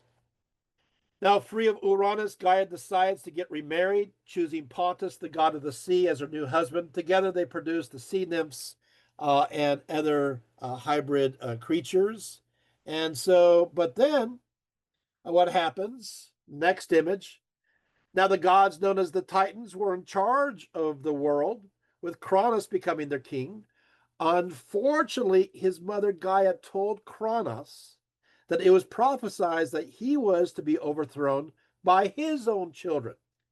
To prevent this from happening, as his consort Rhea was giving birth to the Olympians, Kronos began swallowing each and every one of them. Fearing of losing all of her children, Rhea begged both Gaia and Uranus to preserve at least one of her offspring. And I'm going, is Uranus still around? Hearing their daughter's appeal, Gaia and Uranus immediately sent Rhea to give birth to her last child, Zeus, while hidden away in a deep cave, next image, beneath Mount Ida on the island of the Aegean Sea, next image. Those known as the Curites protect the spirits in the form of armored youths, kept watch over the infant Zeus, making noise with their weapons and shields so as to drown out the sound of the baby crying. Meanwhile, Rhea went up to Kronos, holding the stone wrapped in swaddling clothes. Mistaking the stone as the infant Zeus, which of course was part of the plan, Kronos instantly swallowed the stone. This was the famous Omphalos stone, where, according to another Greek myth, Zeus later sent out two eagles to seek the very center of the world. And when they found this spot to be Delphi, he positioned here the Omphalos stone, which translated as meaning navel. So the Oracle Delphi was considered the very navel of the earth. So there you have that. So interesting stories, right? Um, now we'll take this down temporarily. Of course, there are different versions of how he was raised, but eventually, we'll get there. But we'll move on to another story. Let's move on to the Prometheus story. With Prometheus, this is a rather interesting story. In various myths, it was not Zeus, but Prometheus who created man. In some versions, Prometheus created man at the beginning of the current Iron Age, and by other accounts, he created man at the beginning of the another Bronze Age. Now Prometheus was the Titan god of forethought and was entrusted by Zeus to create mankind. I'm saying the word mankind intentionally. You'll see why in a little bit. Fashioning him out of clay. When the clay of man was ready, Zeus had Athena, the goddess of wisdom, breathe life into him. But Zeus only wanted men to worship him and did not want him to have any other advantages. Prometheus thought this was wrong. The first conflict between Zeus and Prometheus was over how sacrificial animals were to be cut and exactly what God should receive as opposed to men. Prometheus wanted humanity to have the best meat, but he knew the gods would demand the best meat for themselves. So what he did was sacrifice a great ox and then wrap the best meat in the thin skins while he wrapped the bones within the most appetizing rich white fat and asked Zeus which one he wanted from here on. Zeus instantly chose the bone craftily disguised in the rich fat for the gods, and so cheated him and all the other gods hereafter on the best portion of the meat. For once a god makes an oath, it cannot be broken. Realizing Prometheus had deceived him, Zeus withheld his fire from man so that the meat to be eaten by men was raw and inedible. So let's go to the next image. So Prometheus defied Zeus again by stealing his fire, hiding inside a fennel stick, right? And so gave fire to mankind to cook their meat. Zeus was so angry with Prometheus that he was cast out of heaven and bound to a stake on Mount Caucasus, next image, condemned to have an eagle perpetually eat upon his ever regenerating liver or heart, so that he would suffer unrelieved agony. It was not until the time of Hercules that Zeus decided to release Prometheus from his fate for helping mankind, having his son Hercules rescue him, and of course killing the eagle. So you have these various stories. Let's go to the next image. As for Zeus's punishment for man, listening to Prometheus and so disobeying him by accepting both the meat and the fire, he decided this is so messed up. It's so ridiculous. He decided to conceive the ultimate foil. He created female kind. More specifically, Zeus ordered the forging god Hephaestus to fashion Pandora out of the mixture of earth and water. She was to appear as a modest maiden wearing the silvery garments of Athena, graced with a golden crown and garlands of flowers. Yet she was also to be as beautiful as a goddess and completely irresistible to men, with Athena teaching her the art of sexual enticement. Then Hermes placed deep within her a heart prone to curiosity and deceit, with a desire to tell lies in such a way as to confound and fool men. Hermes also added a cruel streak so that men may suffer all the more. Because Prometheus was tied up at the moment, Zeus gave the foil of womankind to his Prometheus's brother, Epithemius, whose name means afterthought, in contrast to his brother's name that means forethought. Epithemius presented mankind with Pandora, and they eagerly accepted her. Yet Zeus also sent with Pandora a box and instructed her never ever to open it. Curiosity got the best of her, and she did indeed open the box with all the vices of humanity released. However, Zeus allowed for hope to remain at the very bottom of the box, for if there was no hope, there would be no reason for humanity to want to continue.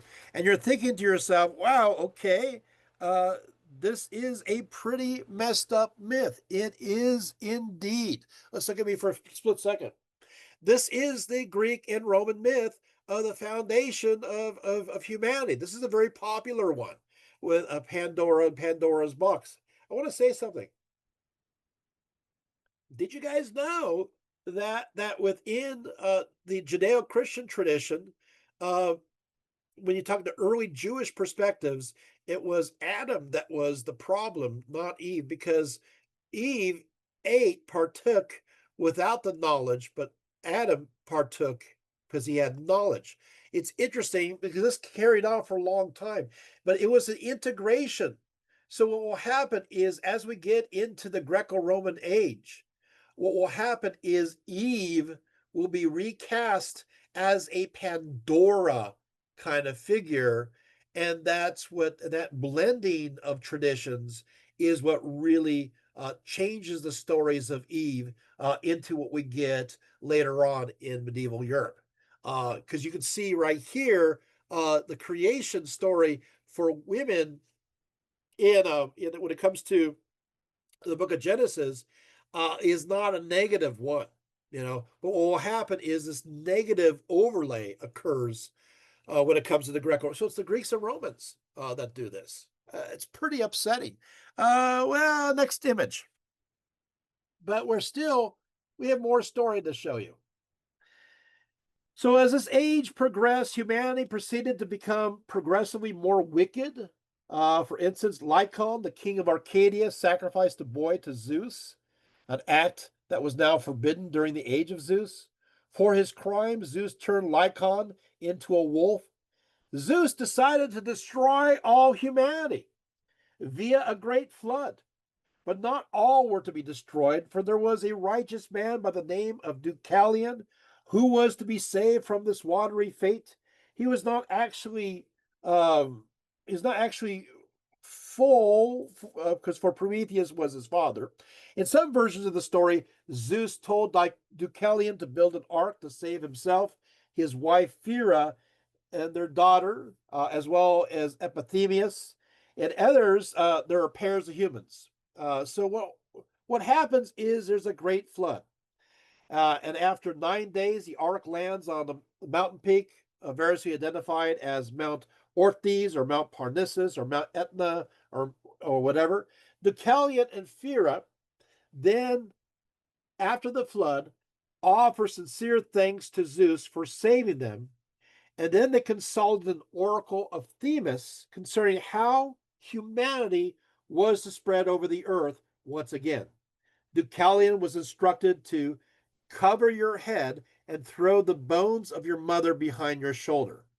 Understanding that their mother was ultimately Gaia, Mother Earth herself, Deucalion interpreted the bones mentioned in the oracle as the rocks from the earth. So Deucalion and Phaera threw these rocks over their shoulders. The stones thrown by Phaera over her shoulder became women, while the stones thrown by Deucalion then became the men. And so this is how that works. Next after that, you have next image, you have the ages of humanity.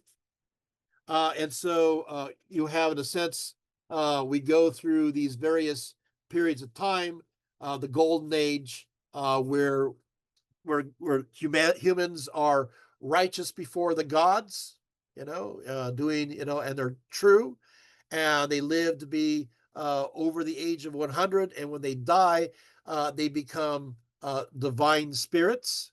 Then you have the Silver Age, and during the Silver Age, as the Golden Age is a time of justice, of righteousness before the gods. When we reach the Silver Age, this is a time of hubris. This is a time of, hey, we can do it ourselves, and the gods just let us do it. And so this is a time of conflict. This is a time of war. Is a bloody time. The next period of time is the Bronze Age. This is again the continual. They call this the age uh, of delusion, of twisted justice, of ate. And then you have the age of the heroes, what we see in the Iliad and the Odyssey. And what follows after that is the Iron Age, which is the age of justice. We're judged accordingly by our deeds. And hopefully we'll look back to the age of heroes and realize those models. And by realizing those models, we in turn can be saved. Next image. Well, and then you have the Orphic mysteries, the Orphic tradition. So let's go over this Orphic tradition right here. So those active within the Orphic tradition were fond of theogonies. And what is also clear is that they enjoyed embellishing these stories of the gods with even stronger elements, filled with abstract speculations interwoven throughout, with mystical nuances and connotations. Of all these tales, the myth of Dionysus Zagreus is the most important for deciphering Orphism. Walter Burkert summarizes the myth as follows. He says, Zeus raped his mother, Rhea Demeter, and sired Persephone. Then he raped Persephone in the form of a snake and sired Dionysus. To the child Dionysus, he handed over rule of the world, placing him on a throne, and has him guarded by the Corybantes. But Hera sends the Titans who distract the child with toys, and while the child is looking into a mirror, he is dragged from the throne, killed, and torn to pieces, then boiled, roasted, and eaten by the giants.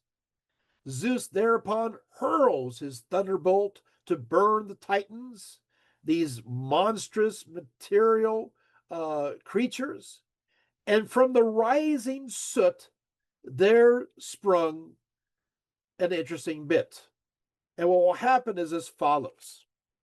Let's look at me for a split second here. So what happens is as follows. So they ate Dionysus, and so Dionysus is the pure spirit of Zeus, and of course the Titans, they're material, right? They're materialistic, they're dark, they're evil.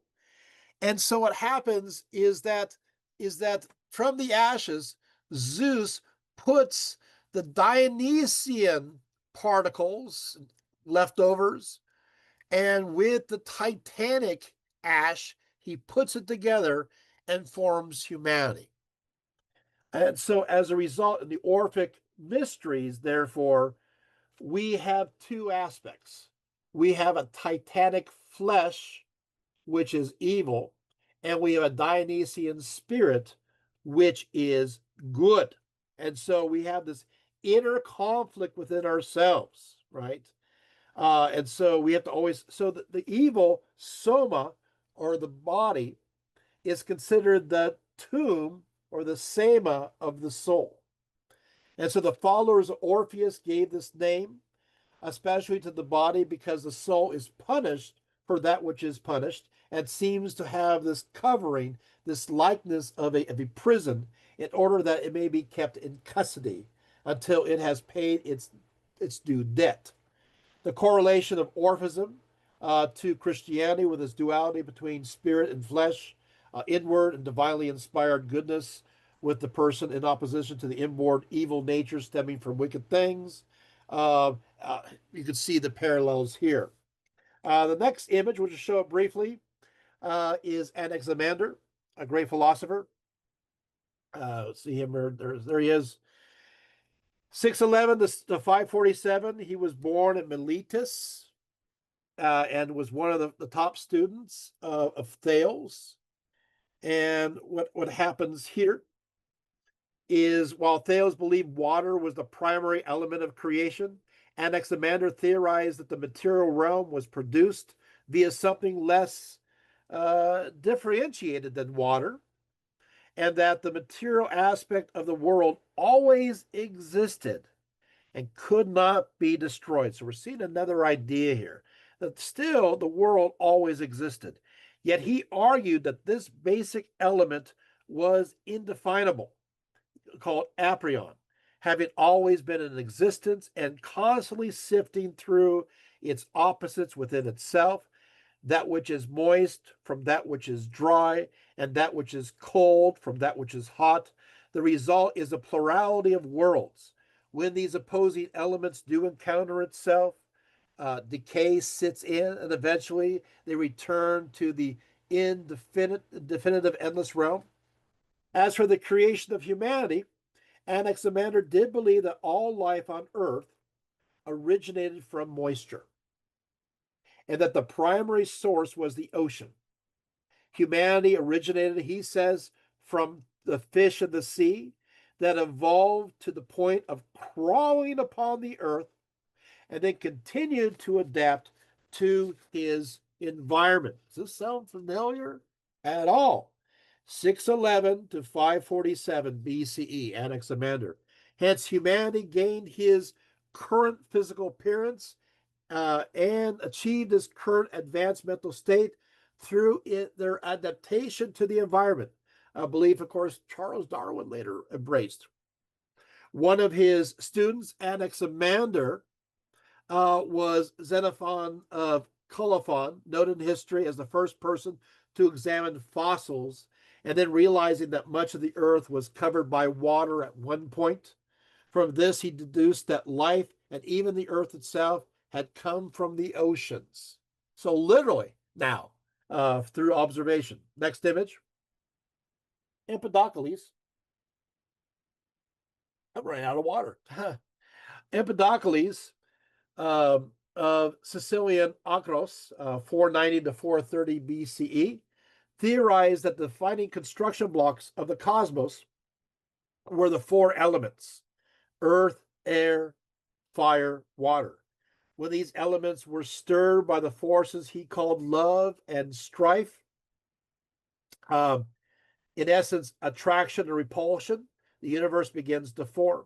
The earth then gave life, but these first creatures had dismembered organs that only later evolved to be integrated into the rest of the life forms. So, if earth, air, and fire, water.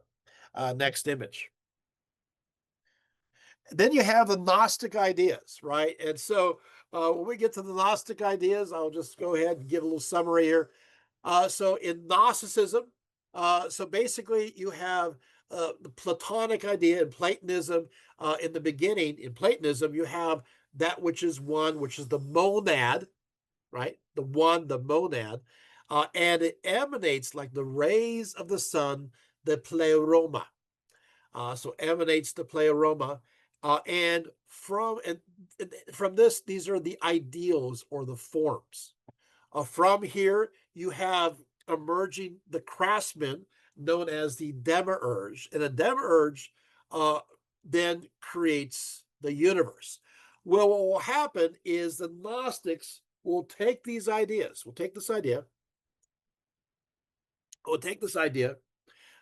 and what will happen has, is that you have the monad, which is one, and you have the pleroma, which is the emanations going from, and so the monad is light, it's good, it's perfection, it's life, It's all these wonderful things. As things emanate out, it becomes less light, less perfection. And these are known as the aeons. But as you go further and further out, it becomes less close to perfection, less light, less goodness, less beauty. And so at the very edge, in many Gnostic myths, you have Sophia, which is wisdom. And Sophia is at the very outer section, the Tatooine, the edge of the galaxy of the Pleroma.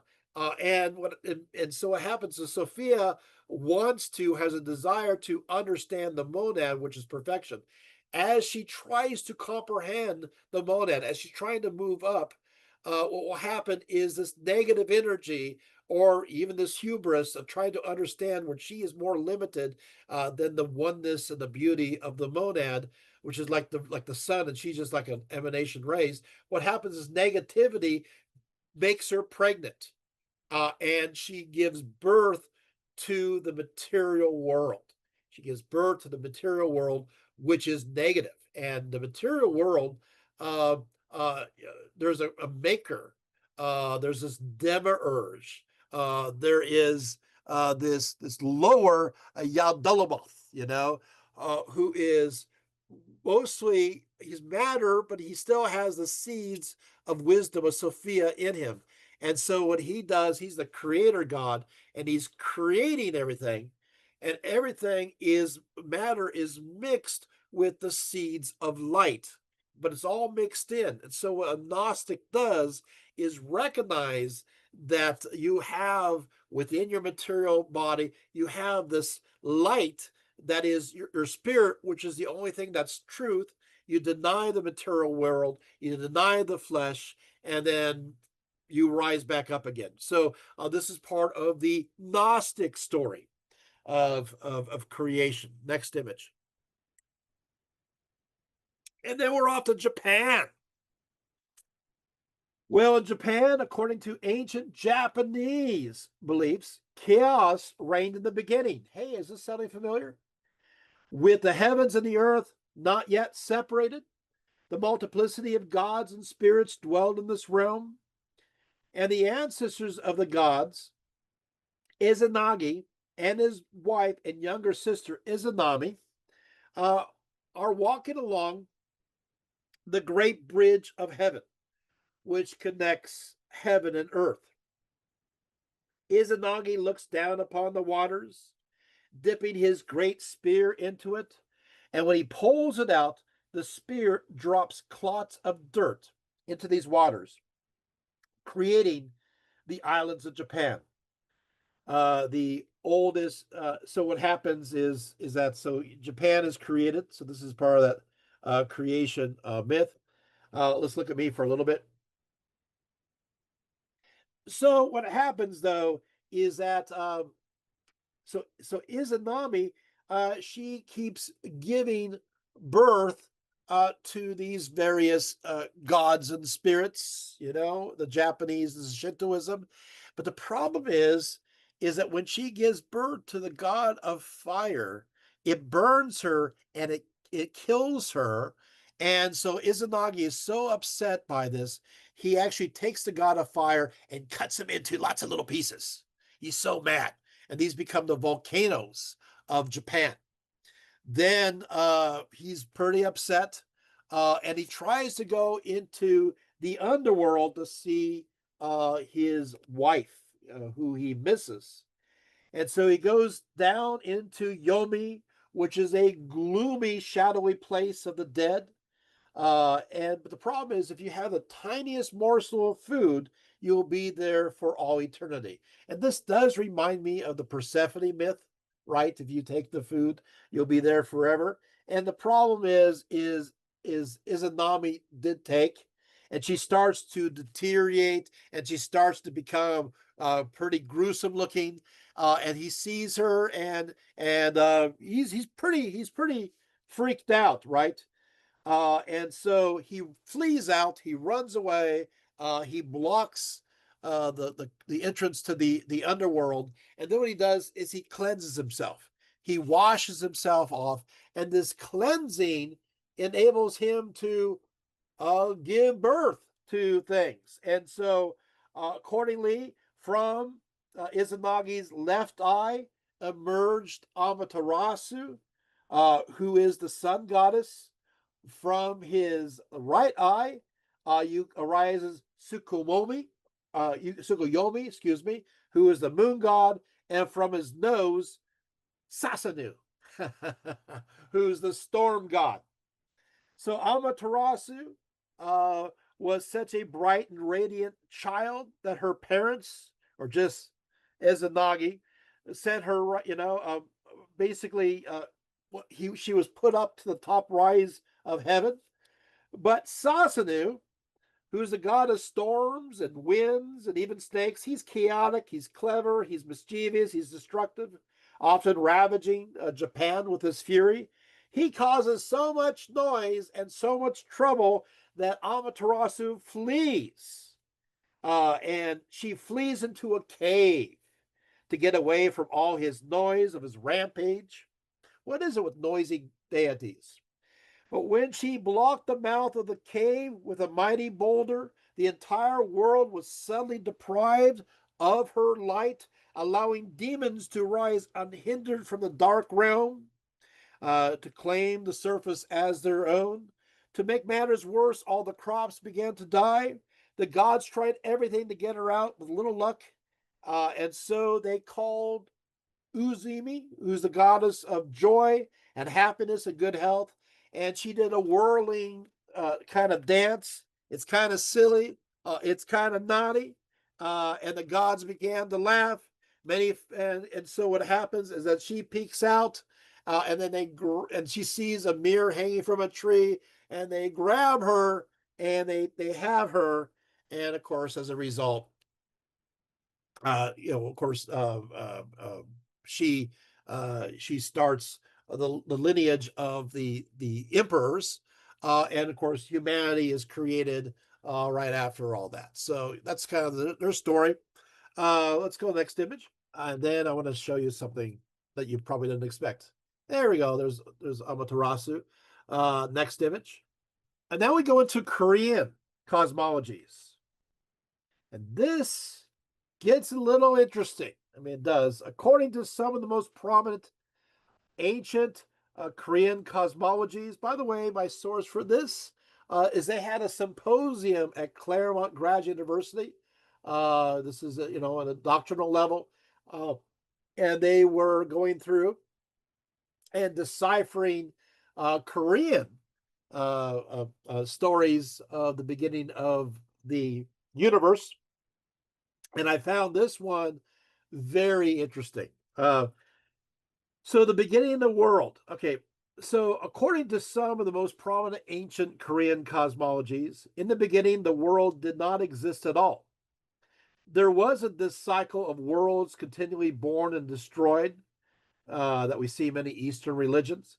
Here in this void, however, there does exist a sun, and there are two deities, a primordial pair who enter into the picture, one both male and female, and so an androgyny known as Yul Yul, and one female known as Mago, who is pictured here. In music, Yul means male tone music, and Yo, female tone music, and it is the combined musical tones that create the universe when encountering the impulse and orchestration of Mago. And so what will happen in this case, the universe begins not with a big bang, but in many ways it is like a cosmic music that reaches its climax. And then the universe, through its sound, is created. So we're seeing a lot of East Asia. Creation is through music, song, as opposed, and we see this also with the indigenous peoples of the Americas. We see the beginning of the universe connected to songs, connected to music. Now, when the androgynous deity Yo-Yil died, Mago became pregnant with twin goddesses, Gungi and Sohi. This complete act of self-procreation is intended to reveal that What she brings forth arise from her and her alone. And her two daughters are really part of herself. So Gungi, meaning vault woman, related to the heavens, and Soyi, meaning nest woman, refer to the world below it. In fact, various Korean legends assert that the three are a type of primordial triune divinity, and together as three in one create and manage life, resulting in the heavenly springs which can nurture this life. These twin goddesses, in turn, each give birth to a pair of male and female gods. The male gods called the men of heaven, and the female goddesses known as the women of heaven. With the next image, with the so here we go. So um, with the appearance of the men and women of heaven, you'll yield the male female deity of the primordial pair is restored to life, and this androgynous body becomes the material that is now transformed into the heavens, the earth, the oceans, and even the four elements. Those elements being earth, fire, water, and ki, which means soul. When these elements mix, other elements are formed, becoming plants, herbs, birds, and animals. Because her partner, Yul was now directly part of the world, the goddess Mago chooses to stay with him, her, and the men and women of heaven, and they rule all things under her guidance from their heavenly fortress, which was named Mago Suung in honor of Mago. Next image. Here we go. So each of the four gates located at the four corners of the heavenly city represent the four cardinal directions, were guarded by one of the men of heaven. Two of these heavenly men were the sons of Gunji, while the two others were the sons of Suhi. These four heavenly men would marry the four heavenly women, and together they would give birth to 12 children, the ancestors of humans. Are you seeing some? This is Korea. We're looking at Korea here, and you're seeing similarities here with other cosmologies, aren't you? You're like going, okay, Dr. Rietveld, now I'm starting to have some epiphanies. There's a lot of similarities, and the pairings too. Whoa, what is going on? Yet they were a perfect race of humanity, living in the realm between heaven and earth, spirit, material, and having special powers. For instance, they could speak without making a sound. In other words, communicate via, I guess, telepathy, right? Yet the what is most curious is this human race could not see. They could not see, but they could hear the heavens of which they were intimately a part. Thus, sound, or better said, the music of the heavenly realm, gave them all the knowledge they needed to survive and to be totally satisfied. This perfect humanity sustained themselves in their purity through the drinking from a spring that was located at the center of the city. This living water that kept them going was known as Earth's milk, or GU, which was open at all. The men and women of heaven only drank from the spring to survive, and nothing else was needed. Now, look at me for a little bit here. So, to grasp this Korean cosmology further, the idea of heaven and in turn those who occupy it is a little more complicated and worthy a bit more investigation. This is it's a concept of time, but it does not exist in separation from space. So time is space bound and vice versa. And so it's kind of like a little outside of time. I know. Yet after 10,000 years, this great race of humanity became too numerous in the city of Magosung, and the earth's milk would not support them all. One man of the city decided to sacrifice some of his portion of earth's milk for others. Although other legends assert that his act was not out of kindness, but out of impatience, since the line to drink from the milk was getting way too long. After skipping about 5 meals, This man named Jizo from the line of Bako began to grow so hungry that he began to despair of life itself. Soon, Jizo decided he could not take this suffering any longer, and he decided to commit suicide. Heading for the nearest cliff, Jizo was about to jump over the side when he happened to see a cluster of grapes growing over the edge. With his hunger overcoming his sensibility, Jizo grabbed and pulled the grapes off the vine and began to stuff himself with this foreign material food that was so unlike Earth's milk from this heavenly city. Immediately, he gained the sense of taste, acquiring ability to taste that which is sour, bitter, spicy, sweet, and salty. This encounter with the grapes at the side of the cliff and the resulting sensation is known as the incident of the five tastes, which, by the way, connects to Korean cuisine. But anyway, with his new knowledge of material sensation, he gained the sense of taste. He returns to the heavenly city and tells them all that he did not have to depend upon the spring of earth's milk to survive, that there existed other ways to survive through other kinds of sustenance.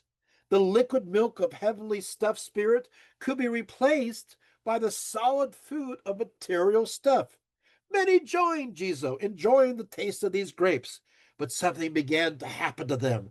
For the more they ate, the more they were able to see the material world around them and had knowledge of this realm. Yet conversely, the more they saw of this world with their physical eyes, the less they were able to hear the world of the heavens. Also, something physical was happening to them. They were becoming more and more material the more they ate. Their soft skin now became coarse, and their bodies became heavier and heavier. Meanwhile, they were beginning to grow teeth so that they could better eat of this material solid food. They developed saliva, which was like venom, for it breaks down these foods. Through the eating of this fruit, the men and women of heaven were no longer pure, pure as they once had been when they partook of the heavenly spring. For now they had become solid, unclean, especially because they were sustaining themselves through eating and destroying other life.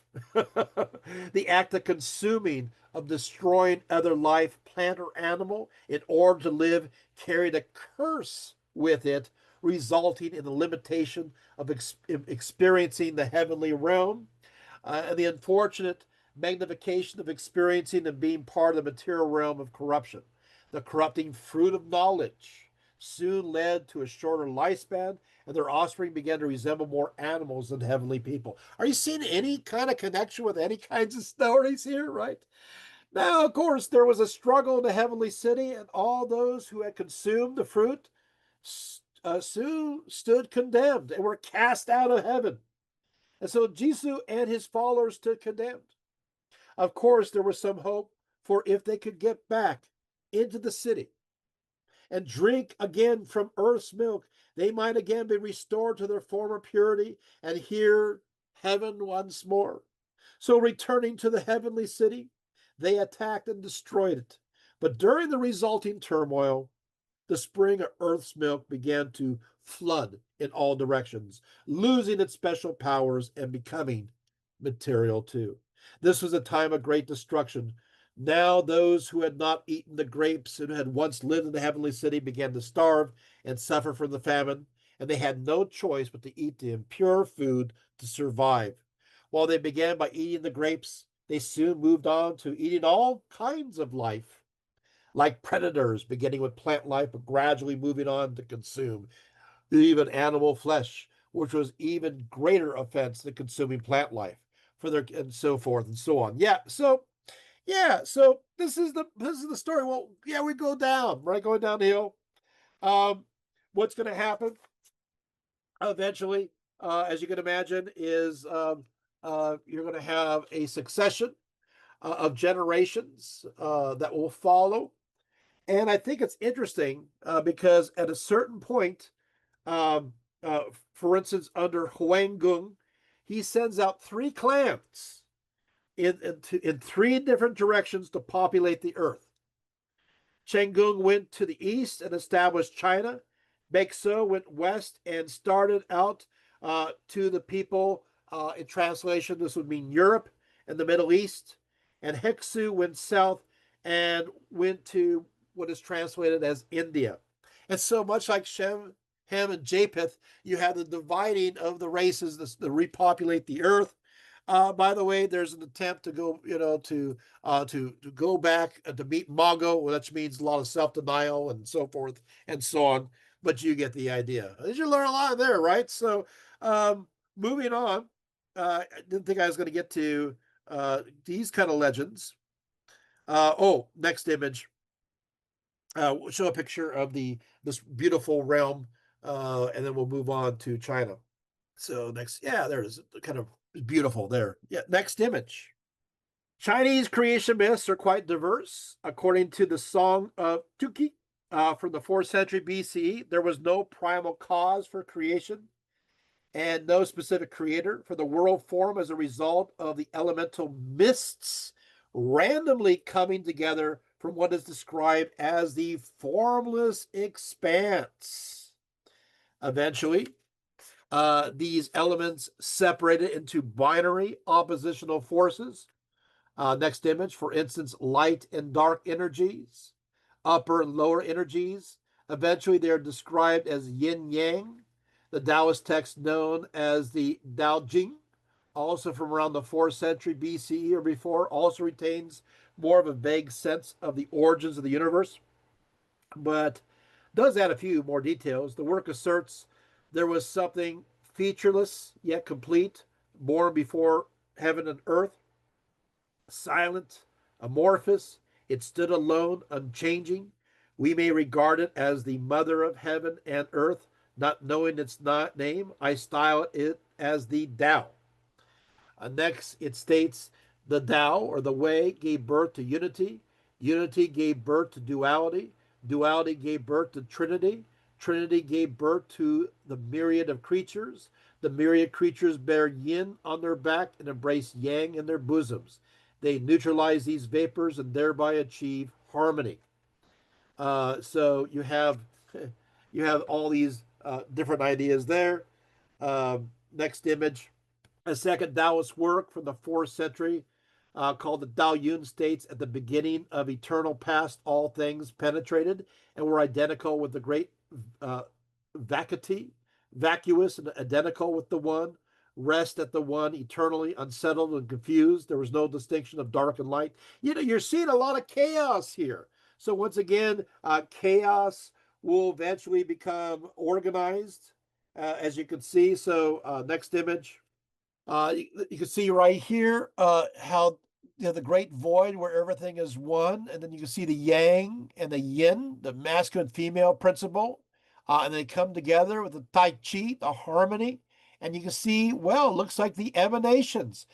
So that which is simple divides and becomes more complex. What is so interesting about this, and it's already dawning on you, is that all these other stories have that same idea. You start simple and it starts going through a multiplication of different things, each aspect connected to some concept of creation.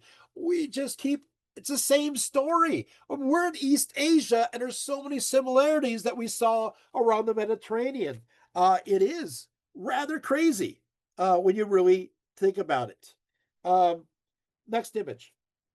According to another Chinese myth, the goddess Nuwa, seen here as a snake here, created humanity with Yin Shao, as recorded in 195 CE.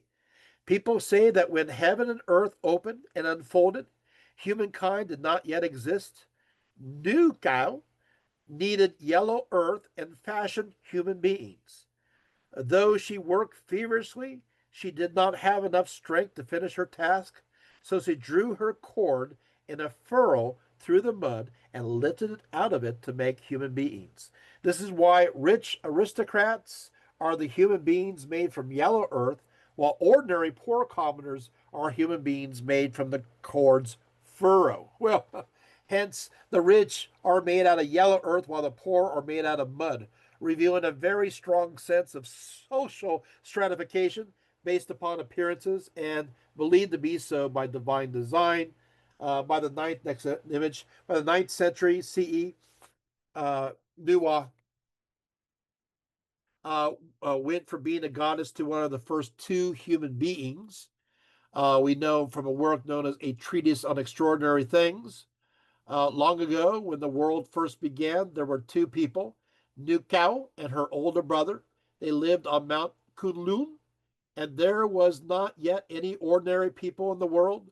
They talked about becoming husband and wife, but they felt ashamed. So the brother at once went with his sister up to Mount Kalun and made this prayer: O heaven, if thou wouldst send us two forth as man and wife, then make all the misty vapor gather. If not, then make all the misty vapor disperse. At this, the misty vapor immediately gathered. When the sister became intimate with her brother, they plaited some grass to make a fan to screen their faces. Even today, when a man takes a wife, they hold a fan, which is a symbol of what happened long ago. So you have these rather interesting stories there, right? Next image, another Chinese story here is about the semi-divine Pangu. Accordingly, from a 3rd century BCE source, heaven and earth were in chaos like a chicken's egg, and Panku was born in the middle of it. In 18,000 years, heaven and earth opened and unfolded. The limpid that was yang became the heavens. The turbid that was the yin became the earth. Panku lived within them, and in one day he went through 9 transformations, becoming more divine than heaven and wiser than earth. Each day the heavens rose 10 feet higher. Each day the earth grew 10 feet thicker. And each day Panku grew 10 feet taller. And so it was that in 18,000 years the heavens reached their fullest height, earth reached its lowest depth, and Panku became fully grown. Afterwards, there were 3 sovereign divinities. Numbers began with 1, were established with 3, perfected by 5, multiplied with 7, and fixed with 9. That is why heaven is 90,000 leagues from the earth. You got to love these. This is a 3rd century BCE source I just read. The Huayu Linian, also probably by Sun Zeng, as the earlier one, provides more details about his transformation. When the firstborn, Panku, was approaching death, his body was transformed. His breath became the wind and clouds. His voice became peals of thunder.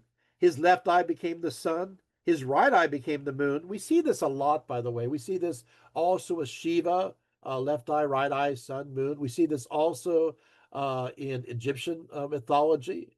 So you're going to see this, so which I think is interesting when it comes to, for example, Horus too, sun and moon eyes. So it is curious. His 4 limbs and 5 extremities became the 4 cardinal points and the 5 peaks. His blood and semen became the waters and rivers. His muscles and veins became the earth's arteries. His flesh became fields and land. His hair and beard became the stars. His bodily hair became plants and trees. His teeth and bones became metal and rock. His vital marrow become pearls and jade. His sweat and bodily fluids become streaming rain. All the mites on his body were touched by the wind and were turned into the black-haired people. Done. So anyway, so you have that story, and there he is. So he, in a sense, like Purusha, right? His body becomes, in a sense, in death. It's not necessarily sacrifice, but in death, it becomes part of the world. Let's go to the next image. Yes, and then we have the Yoruba religion. Yes, and so what happens is that the Yoruba religion in southwestern Nigeria and parts of Benin and Togo on the west coast of Africa. Olorun is the first and primary god, the primordial Orisha, and the first to ascend upon the earth. For the Yoruba, the world is divided into 2 parts. You got the earth and the sky. Olorun and the other deities, known as the Orisha, and the ancestors dwell in the sky, while humanity and animals dwell on the earth, each realm connected to one another via ritual space.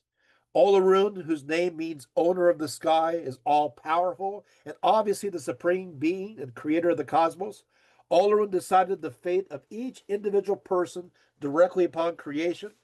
And so the challenge is to learn what that fate is. Next image is another image of Olorun.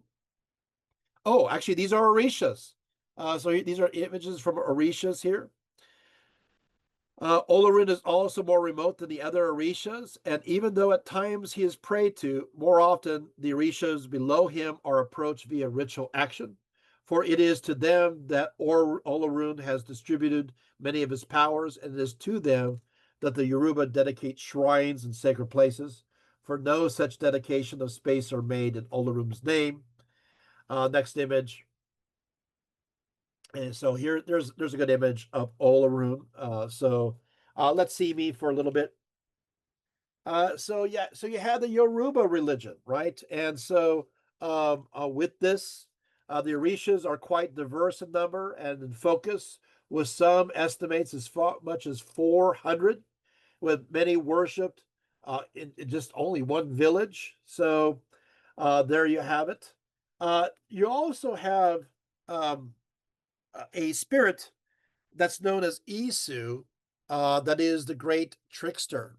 And so what happens is that uh, what he does, he's a great instigator of the Orisha, and he attempts to distract and tempt humanity through enticements and trials and tribulations. While he has no direct place in worship, he always kept in mind as being amongst all the cosmos, as a force pervading all places. He, in many ways, is a representation of chaos. So I find this rather interesting. Uh, Next image. And this right here, this is Arisanella. He's the sculptor of humans. So what happens is um, Olorun, while he does make the first humans, Arisanella is the one who makes the rest of them. So he is the great sculptor of humanity. And he oftentimes is shown as wearing white robes. Next image, I believe, is Isu. Next image, Isu. Yeah. There you have it. The next image, is the Maasai. Okay, we got to tell you the Maasai.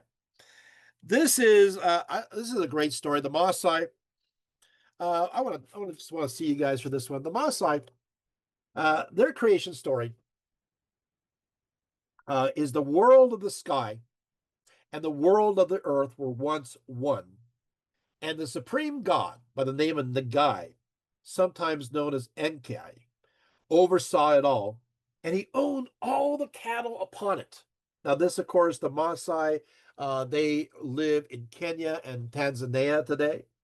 And the guy created humanity from a single tree, splitting it into three parts.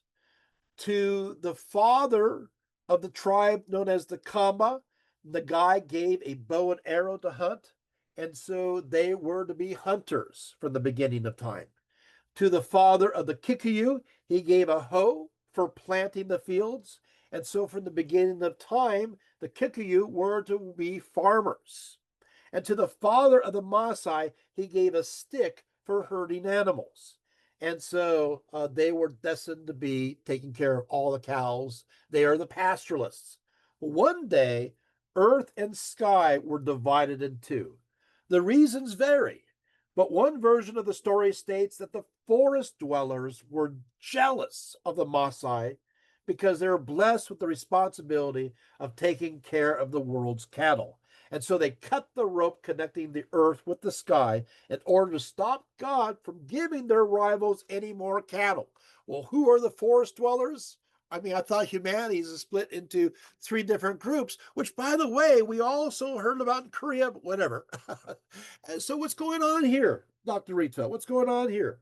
Who are these forest dwellers? Well, forest dwellers, what happens in ancient times in mythology is you have a problem. And that is when people live in communities and tribes and they're not allowed to go to other tribes to marry, so they stay within the tribe, that's pretty great. But if it's a small tribe, after 50, 60, 70 years, people start looking kind of odd. So what happens is there has to be some new genetics thrown in for good measure. And so in ancient mythology, you're going to have the mirage people, you're going to have the forest dwellers, you're going to have jinn, you're going to have those who Cain goes off, and he kills Abel, goes off, and who does he go with? And so you have these kind of semi human or not kind of other to vary things about. We see this also, by the way, with apes and chimpanzees. The females will go out and do things in order to change it, because otherwise, we will start looking rather funny. Anyway, so these forest dwellers cut that area, but apparently this plan backfired. So what happened is cattle required the grass from the earth to survive. Hence, the great god sent the rest of the cattle residing in the sky down to the Maasai, who he specifically had designated as pastoralists in the great scheme of things. These cows arrived via the roots of the fig tree, which is called the orati, and which is sacred, used in various rituals representing life, because the guy himself had entrusted them with the important task of watching over sacred cattle. The Maasai believe any other occupation is unworthy of their attention, and they will sometimes help themselves out to other people's cattle by extension of their holy duties. The grass that fed the cattle is also held as sacred to Nagai. Often, grass is given as a sign of peace or blessing when one is held in their hand. Naturally, cattle too is sacred, part of the bond between Nagai and the Maasai. And so they have a ritual remembering this creation story, and oftentimes is repeated, where they have the cow's meat and milk and these various tribal ceremonies. And so what happens is when they eat the meat and drink of the milk of the cow, is considered partaking in many ways of Nagai and taking care, taking a connection with his energy, with his covering over you. So they would have these celebrations during birth and circumcision and age ceremonies and marriage. So the cow must be ritually slaughtered in a respectful manner and blessed by the elders. But this is part of their beliefs, right? So there you have that. Next image. Okay, so what happens is Nagai. I want to bring up one more thing.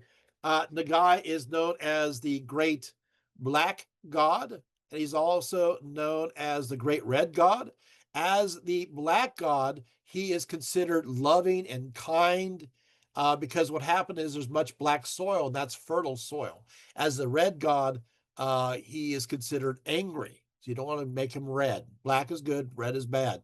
What happens also is that sometimes they refer to this god as the she to whom we pray.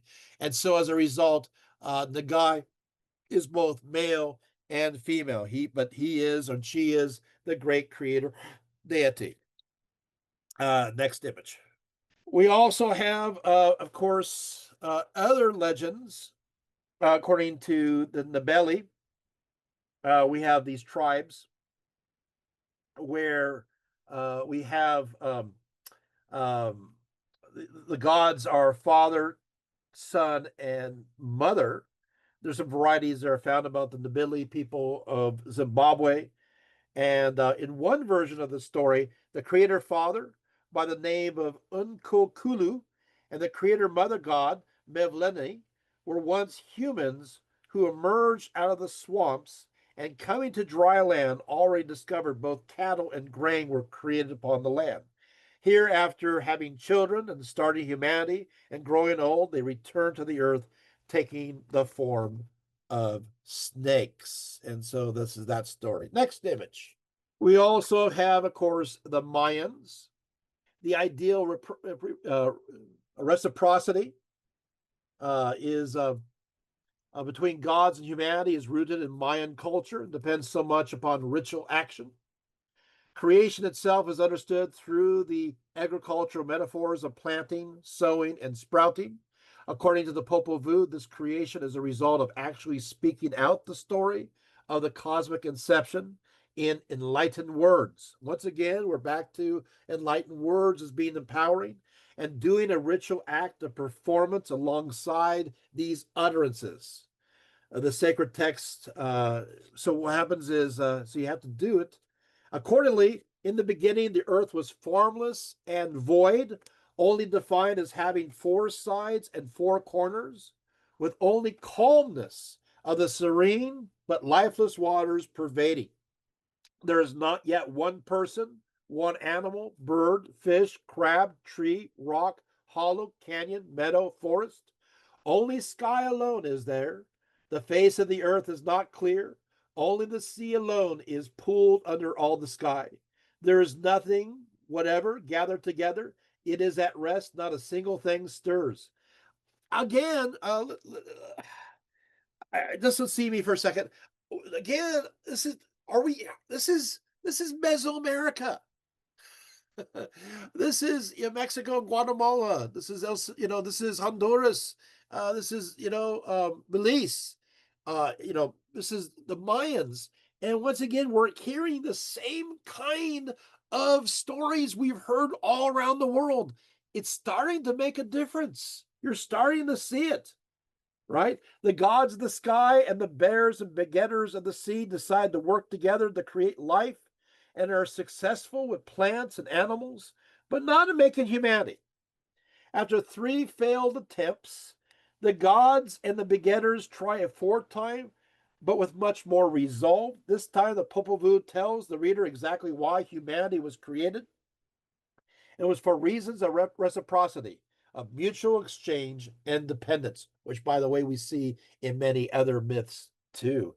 It must be tried again. The time for planting and dawning is near. For thus we must make a provider and nurturer. How else can we be invoked and remembered on the face of the earth? We have already made our first try at our work and design, but it turned out they didn't keep our days, nor did they glorify us. So now let's try to make a giver of praise, giver of respect, a provider and a nurturer. Back to the idea of providing, of feeding, of sacrificing to the gods, something that we see all around the world. We also, of course, the next image, we'll take a look at it. And that is the key to understanding the maize tree is found in the iconography of its branches. For while ears of corn are readily apparent, upon closer inspection, each grain of corn is oftentimes replaced by a human head. Two meanings are to be understood through this iconography. First of all, these human heads are the kernels of corn, referred to the Mayan creation account, where humans are created using two ingredients, corn and rainwater. When the two are brought together, the corn magically turns into human flesh, while the rainwater turns into human blood. But in the second meaning, it was viewed that just human flesh and blood needs to be sacrificed for the maize tree so it can be transformed back into maize and rainwater that causes it to grow. In fact, sacrificial rites that keep the maize tree alive and thriving are always needed. So here we have this interesting notion where, see me, interesting notion where, so in the beginning, right? In the beginning, you have rain, see me, you have rain, and which is, the water element, right? You have the rain, and you have corn. And so humanity is made out of rain, out of water and corn, and the corn becomes flesh, and the rain becomes blood. And so that makes us. But in order to keep everything going, this needs to be sacrificed in order for it to continue to have rain and to have corn. So you do have human sacrifice or animal sacrifice or a symbolic sacrifice, depending on the situation. I want to go a little bit, and we're almost done. I'm going to go a little bit to the indigenous peoples of the Americas because you're going to freak out. Lakota Sioux Indians. So you have a supreme being known as Wonkin Tonka, existing from the beginning of the age in the darkness that's called Han. and feeling lonely. Wishing companionship, right? The Great Spirit first created the god Inyan, who created rocks. Next, he used Inyan to create the goddess Maka, who is the earth.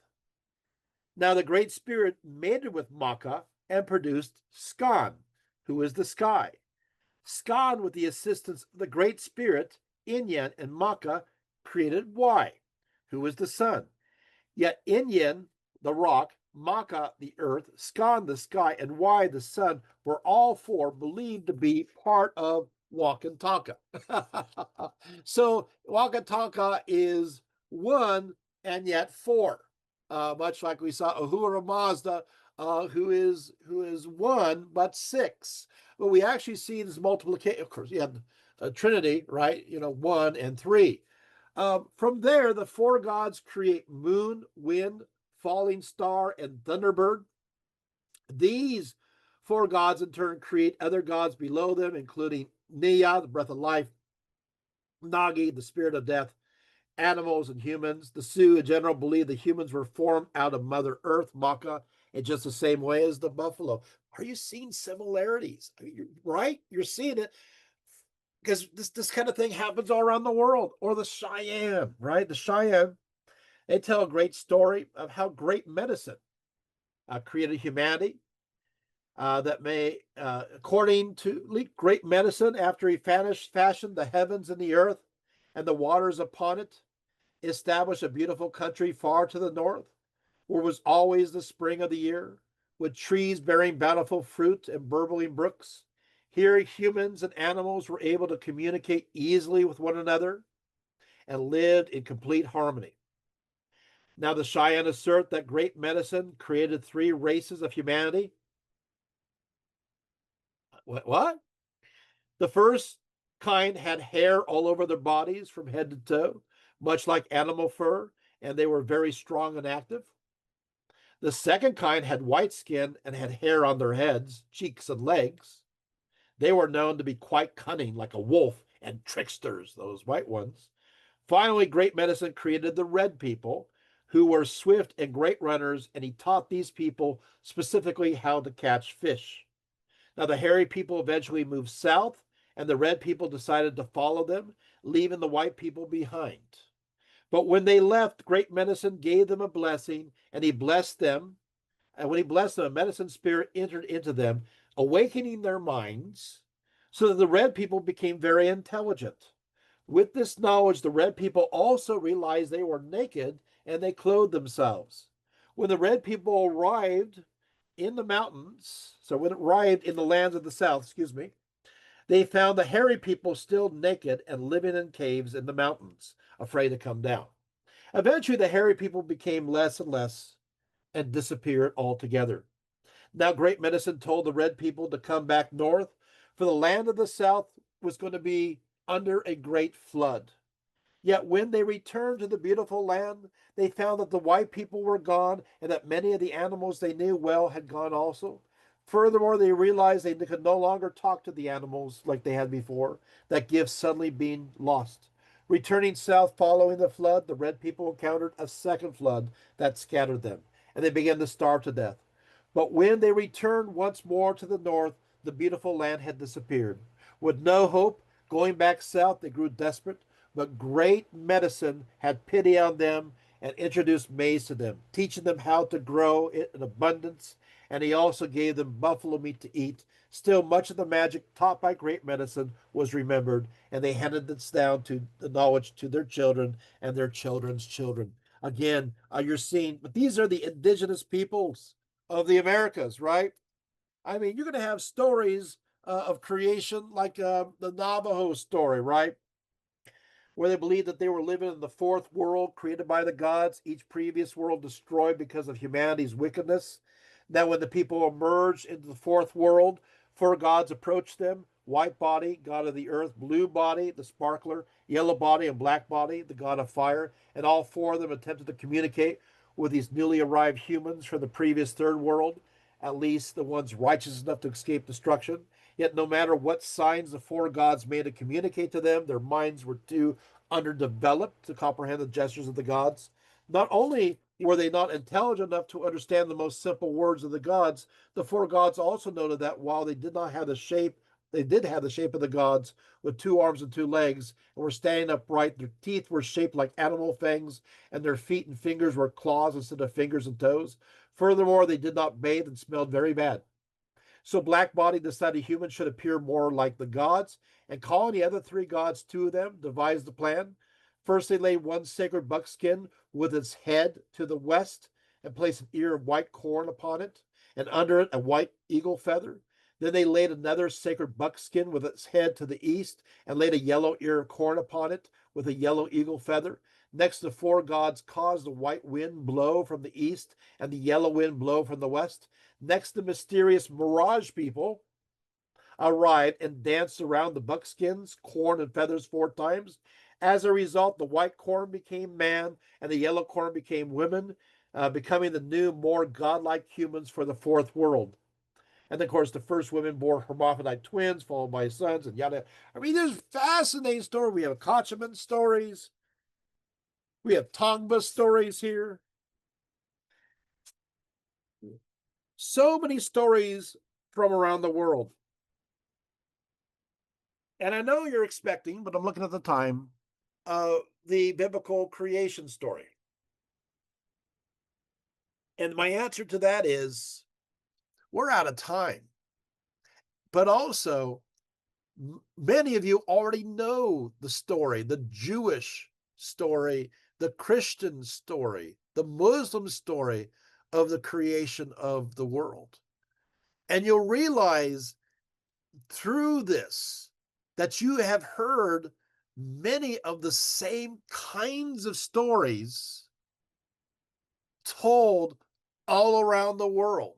There are so many different similarities. And why is that? There are 3 ways of looking at this. The first possibility is as follows: oral tradition.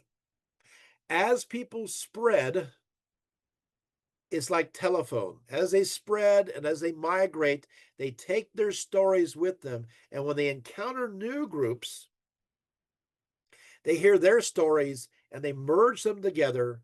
And sometimes their environment dictates why those changes take place. And then they go further afield.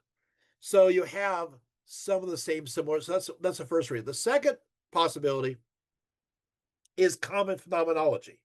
We are all humans, and because we're all humans, we will see the world in similar ways. And so, because of that, even though we may not be talking to each other, we'll still have some of the same ideas, even the same exact ideas through natural deduction, deductive reasoning. Well, we figure we must start with something that's simple and become more complex from there. The third is, which is the realm for mystics and spiritual people, is that maybe there is some truth out there. But what I do want to say about the Genesis story shared by Jews and Christians, as well as the Muslim version of the story, which is very similar, is that this multiplicity of creation. All those different gods and goddesses that are connected to all of these elements. It's as if somebody took the same stories, and they just removed those names and just left God in place. Because you still have the same, in many cases, the same spiritual architecture of the creation of the universe. You still have it, the same scaffolding that you see in Mesopotamia and other places. But the difference is that as opposed to having the multiplicity of gods and goddesses, they're all taken off in the sense that the descending aspect or tree or whatever it may be, and is replaced by God. However, with that said, there's still something else that's going on. And that is, even in the biblical version, there is this need to have God still in different forms of him, her, itself. And so you're going to have God, giving the breath of life, the ruha, which by the way is feminine, that gives life. You're also going to see the Genesis count. You're going to see two creations of humans. One just seems to be man, and the other is man and women, men and women, and both are the image of God. So the idea is God, his image is both masculine and feminine. You're going to have, of course, this big debate on 24-hour days. Are these literal days, or are these action, are these epics or eras? I do want to say that if you take a look at the Hebrew and you go through this, while it can be used as a 24-hour day, it's not always used as a 24-hour day. Sometimes it's even the word is even used for periods of time. The word, of course, is yom. There's a few clues, though, here and there. When you take a look at the creation story, you don't have a sun that exists at first, few days doesn't exist. That's a timekeeper of a 24-hour day, right? So you don't have that. Also, you have a part that talks about plant life, and it talks about them germinating and going through descendants on one of the days. That can't take place in one day. That would have to be a period of time. And you take that word, and we look at other places in the Hebrew Bible, and it's like it can mean a period of time or an era.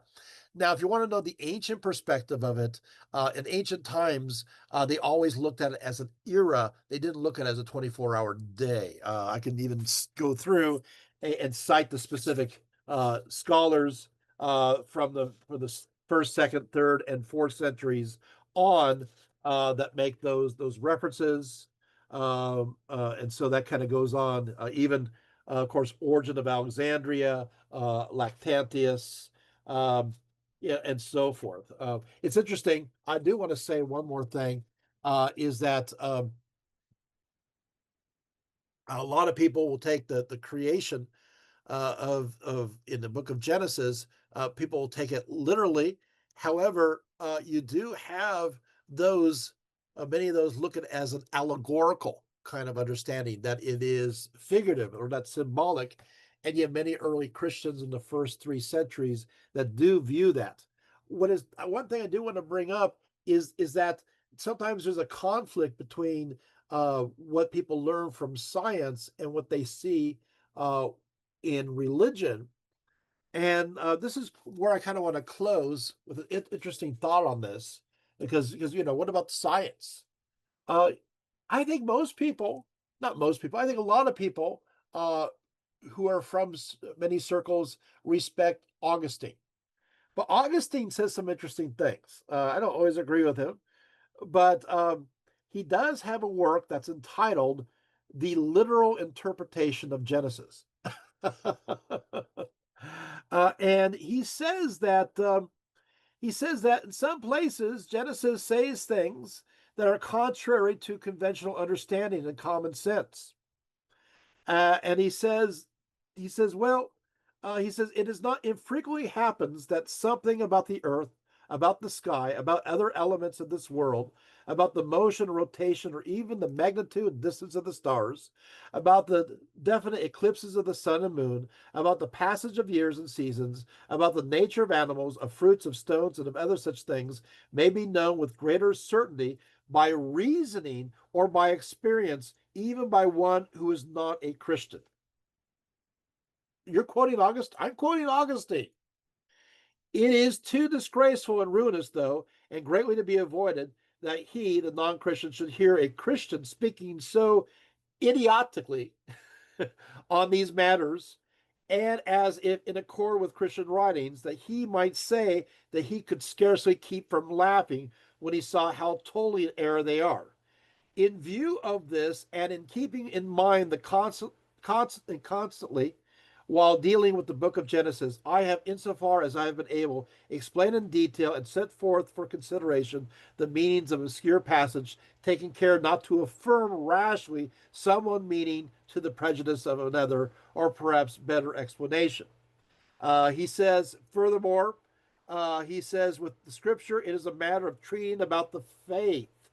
For that reason, as I have noted repeatedly, if anyone not understand the mode of divine eloquence should find something about these matters, about the physical universe in our books, or hear of the same thing from those books of such kind that it seems to be at variance with the perceptions of his own rational faculties, let him believe that these other things are no way necessary to the admonitions or accounts or predictions of the scriptures. In short, it must be said that our authors knew the truth about the nature of the skies, but it was not the intention of the Spirit of God who spoke through them to teach men anything that would be not of use to them for their salvation. So, and he goes on. But I just want you to leave you this note that even somebody who are many consider very conservative as a theologian, as Augustine says, breathe. It's a lot of it's allegory. This is written as a faith document. Relax. And get into the spirit of it and the faith of it, as opposed to what is literally this and what is literally that. Is this good? Did you guys not? Nobody ever reads this from Augustine, and you probably see why. But I think I kind of brought this off. I think you have a great idea of different ways that the world was perceived to come about. We've also done a talk about how the world comes to an end. So maybe the real question is how should we live our life in between these two bookends?